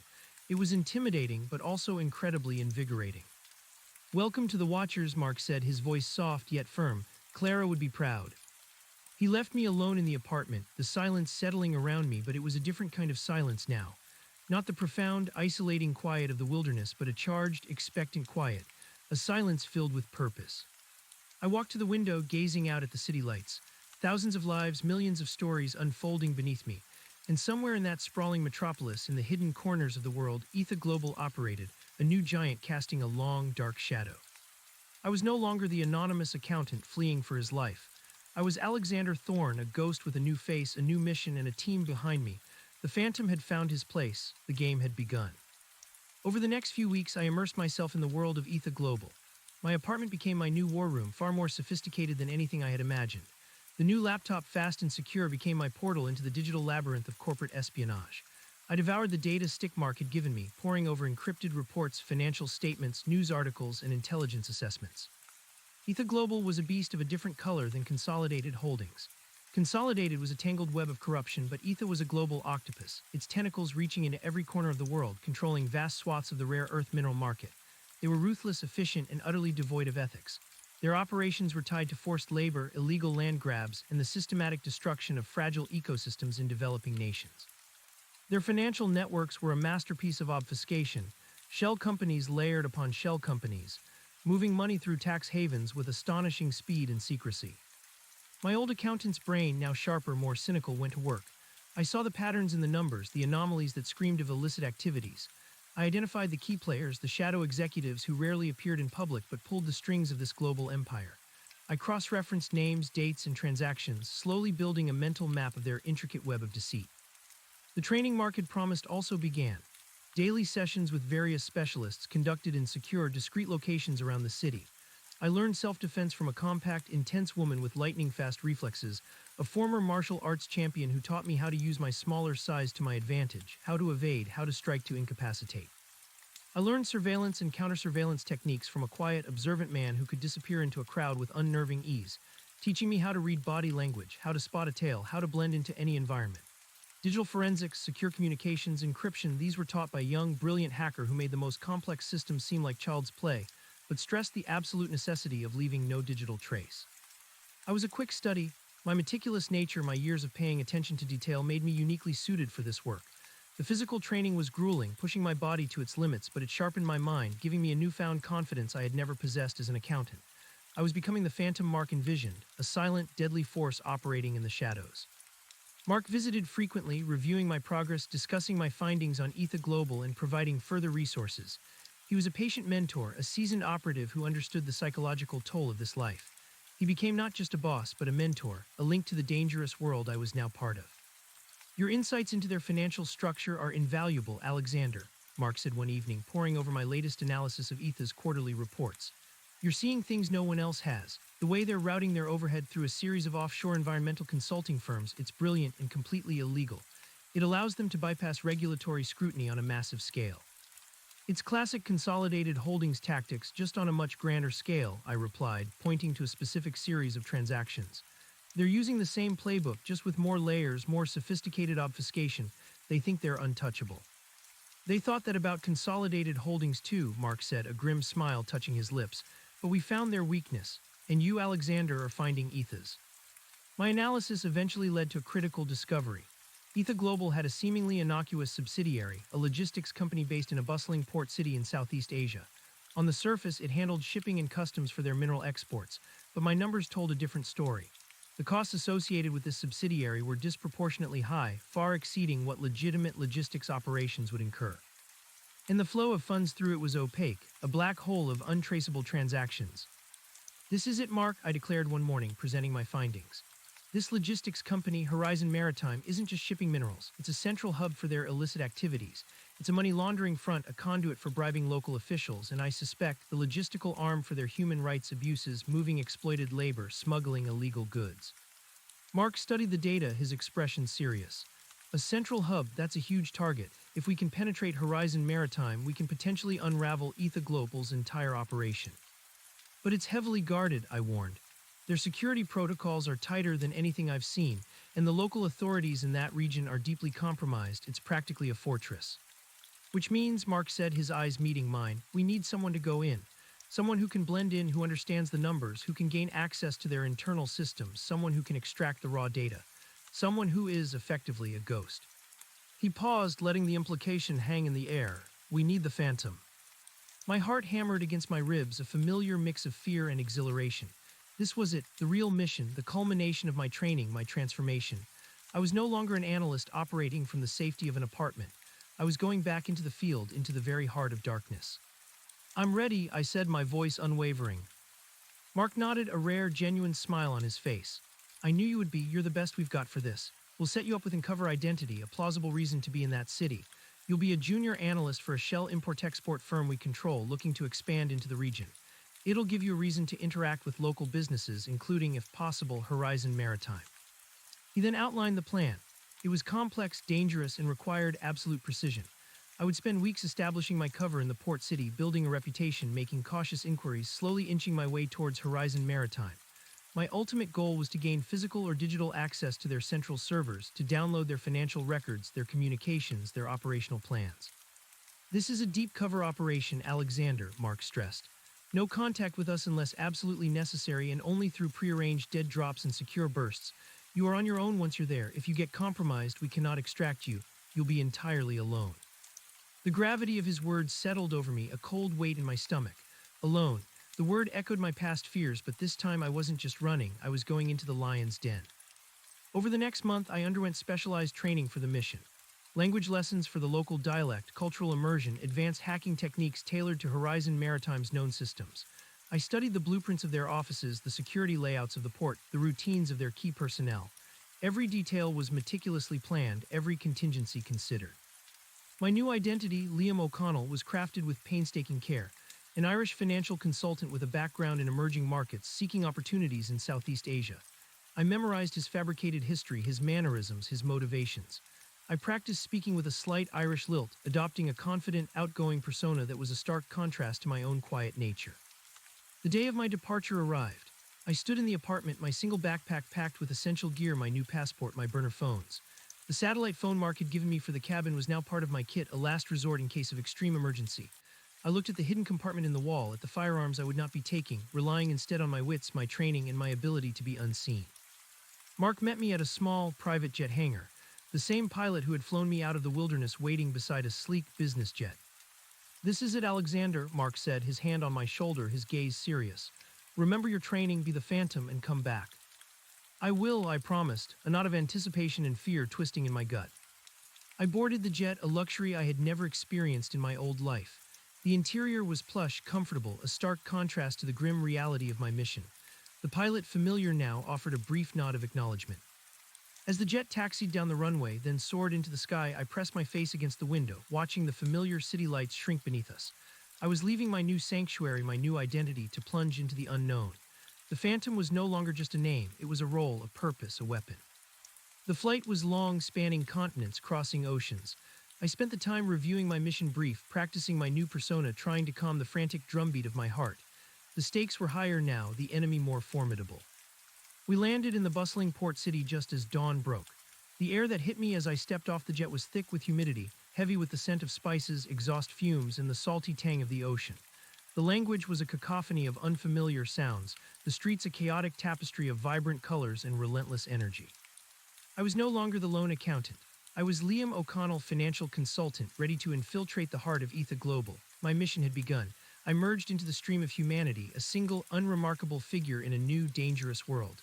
The hunt was on, but this time I was the hunter. I spent the first few weeks meticulously establishing Liam O'Connell's presence in the city.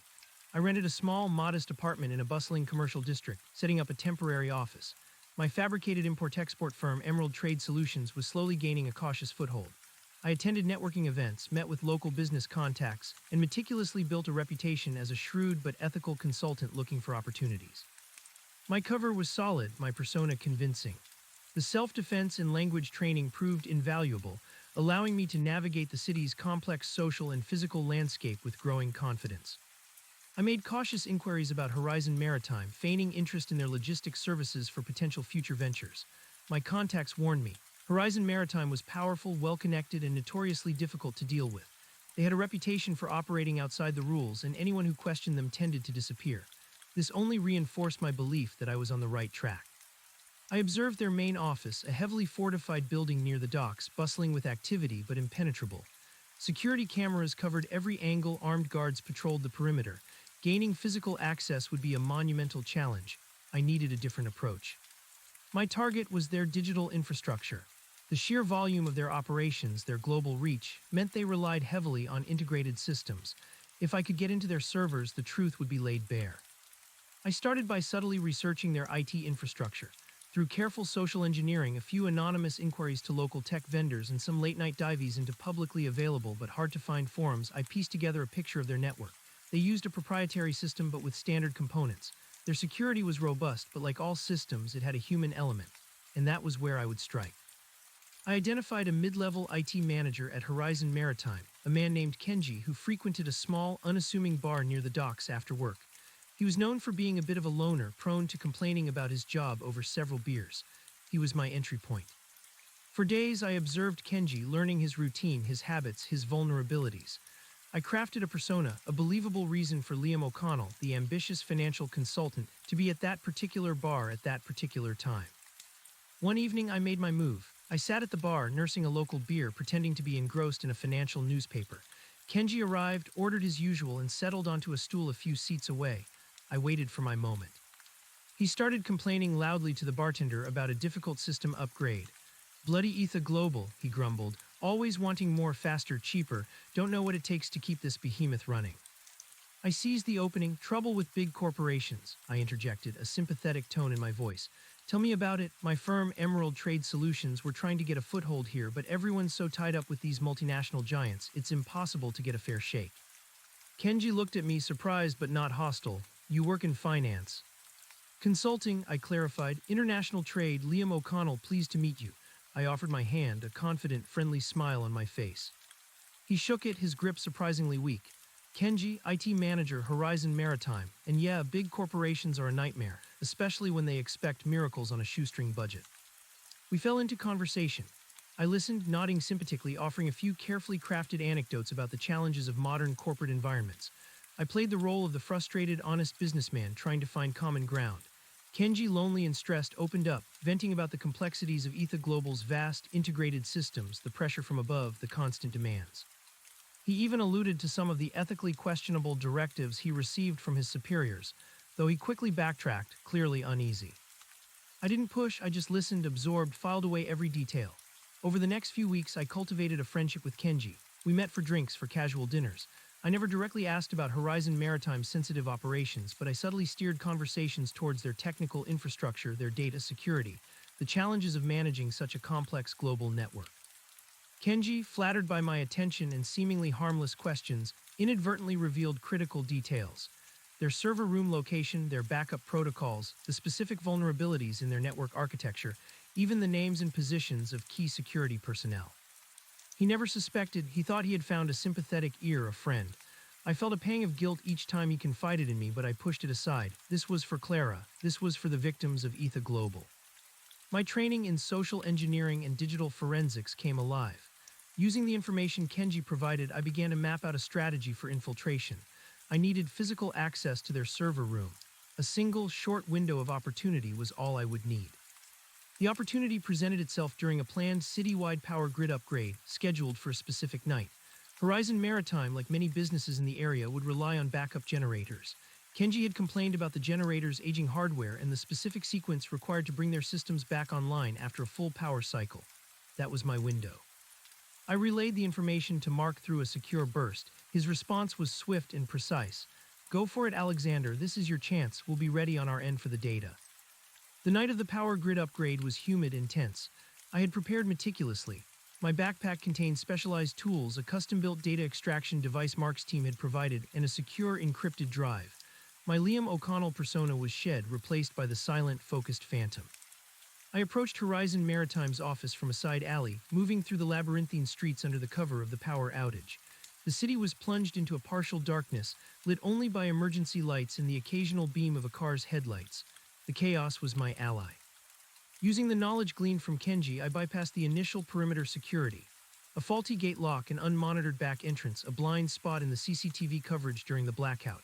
My self-defense training kept me silent, invisible. I moved through the building like a shadow, my heart a steady drumbeat against my ribs.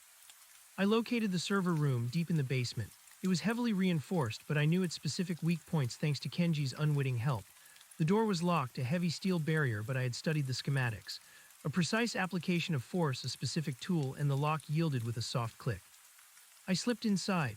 The server room was a cool, humming sanctuary of technology, rows of blinking lights and whirring fans. The air smelled of ozone. My adrenaline surged. This was it, the heart of the giant. I moved swiftly, efficiently. I located the main server rack, inserted my data extraction device, and initiated the transfer. It was a custom-built, high-speed device designed for exactly this purpose. Progress bars filled rapidly on its small screen.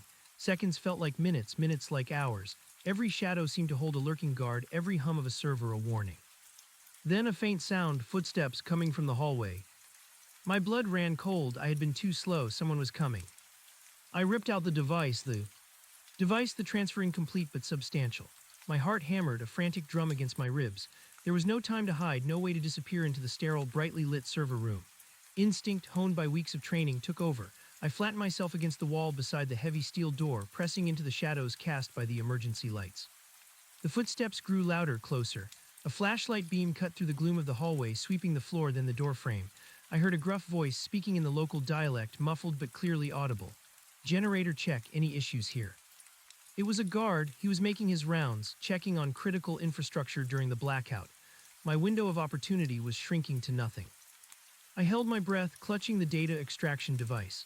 The guard paused directly outside the server room door, the beam of his flashlight playing over the cracked paint, the heavy hinges. Any second now, he would see the lock. He would see it was compromised. My mind raced, distraction. I needed a distraction, something loud, something to buy me precious seconds. My eyes darted around the server room, landing on a stack of empty server racks, still in their shipping crates, piled precariously in a corner. With a silent prayer, I moved. In one fluid motion, I kicked the bottom crate with all my might.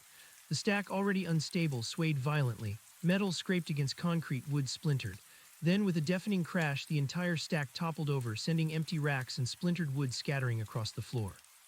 The guard outside gasped, startled.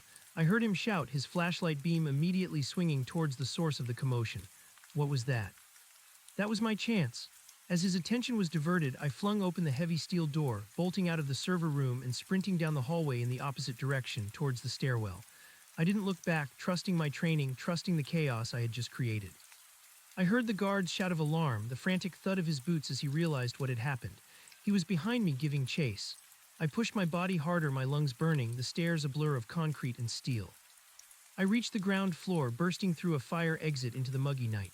The partial blackout still cloaked the city in shadows, but distant sirens wailed, growing closer. My diversion had worked, but it had also drawn unwanted attention. I didn't stop. I ran through the labyrinthine alleys, using my knowledge of the city's backstreets, the blind spots I had meticulously mapped during my surveillance. I shed the identity of Liam O'Connell with every stride, becoming the Phantom once more. My pulse throbbed in my ears, but my mind was clear, focused on escape. I needed to reach the prearranged dead drop point, a secluded dumpster in a less trafficked industrial zone, to transmit the data to Mark. It was miles away, but I had to make it. I ran for what felt like an eternity, dodging pedestrians, weaving through parked vehicles, my body pushing past its limits. The night was a blur of hurried footsteps, panicked breaths, and the ever-present fear of capture. I could almost feel their net tightening, the invisible eyes searching for me. Finally, drenched in sweat, my muscles screaming, I reached the dead drop, a row of overflowing dumpsters emitting a foul stench. I found the specific one, located the hidden panel I had identified earlier, and with trembling hands inserted the data extraction device. It was programmed to transmit its contents in a secure, encrypted burst to Mark's team, then self-destruct. The small indicator light on the device blinked green, confirming the transmission had begun. It was working. The truth was getting out. I watched as the progress bar filled, each percentage a nail in Etha Global's coffin. A single minute passed, then two, the light went solid green. Transmission complete. A microsecond later, a faint hiss, a puff of smoke, and the device disintegrated in my hand, leaving only a fine dust, untraceable. I crumpled to the ground, leaning against the grimy dumpster, gasping for breath, the metallic tang of adrenaline in my mouth. It was done. The data was out. But I was still exposed. The city was waking up, the blackout slowly receding, lights flickering back to life in patches. My time in the city was over. My emergency escape plan kicked in. Mark had provided a contingency for immediate exfiltration if my primary mission became compromised.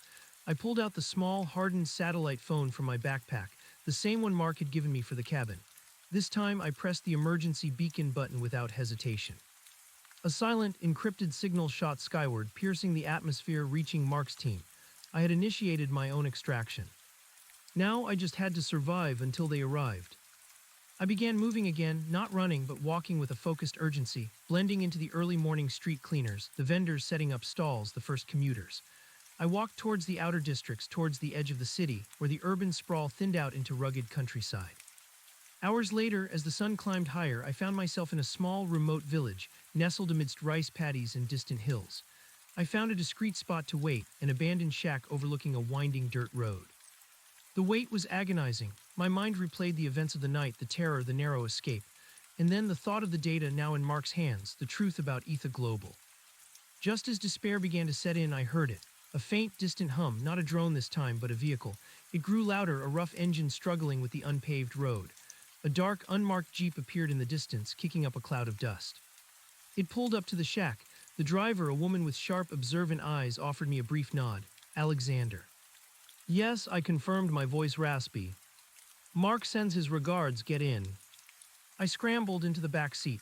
She didn't waste a second, immediately turning the Jeep around and speeding off, leaving the village and its dusty road behind. The drive was long and silent, taking us deeper into the countryside, then onto a series of secluded, unmarked roads. My mind drifted. I imagined Mark's team already sifting through the data, piecing together the evidence, preparing the first wave of leaks. The fall of Etha Global was imminent. Eventually, we reached a clearing where a private jet, smaller than the one that brought me here, waited. The same pilot from the wilderness extraction stood beside it, offering a brief, knowing smile. He had flown me out of one sanctuary, and now he was flying me out of another.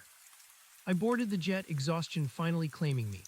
As we ascended, I looked down at the sprawling landscape, a tapestry of green and brown stretching to the horizon. This mission was over. I had faced the giant, plunged into its heart, and emerged not unscathed but victorious. The journey back was a blur of sleep and restless dreams.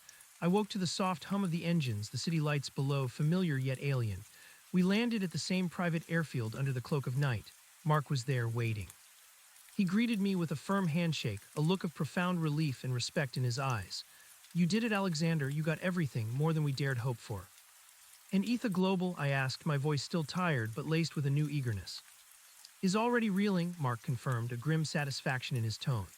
The first wave hit the newswares a few hours ago. Financial irregularities, blatant environmental fraud, their stock is plummeting. Investigations are being launched globally. This is just the beginning. The human rights abuses, the forced labor, that will be the next wave. We're going to dismantle them piece by piece. A quiet sense of justice settled in my chest, a profound balm for the guilt that had festered over Clara. Clara would be proud. She would be, Mark agreed, his eyes softening for a moment. You carried her torch, Alexander. You finished what she started. He led me to a waiting SUV. You're safe now. We've arranged a new secure location, a quieter one this time, for you to rest and debrief. Then we'll talk about what's next. As we drove away from the airfield towards a part of the city shrouded in darkness, I looked out at the passing lights. The city was a vast, complicated machine full of hidden gears and shadowy operators. But I was no longer an unwitting cog or a terrified fugitive. I was a watcher, a phantom moving through the darkness, armed with truth and supported by a team dedicated to shining a light on the giants that sought to control the world. My life as an accountant was a distant memory. My time in the wilderness had transformed me. My mission in the port city had hardened me. I was Alexander Thorne, a ghost with a purpose, a quiet crusader in an unseen war. The fight against Etha Global was just beginning, but I was ready. The fear was still there, a whisper in the back of my mind, but it was now dwarfed by a profound sense of resolve. I was no longer alone.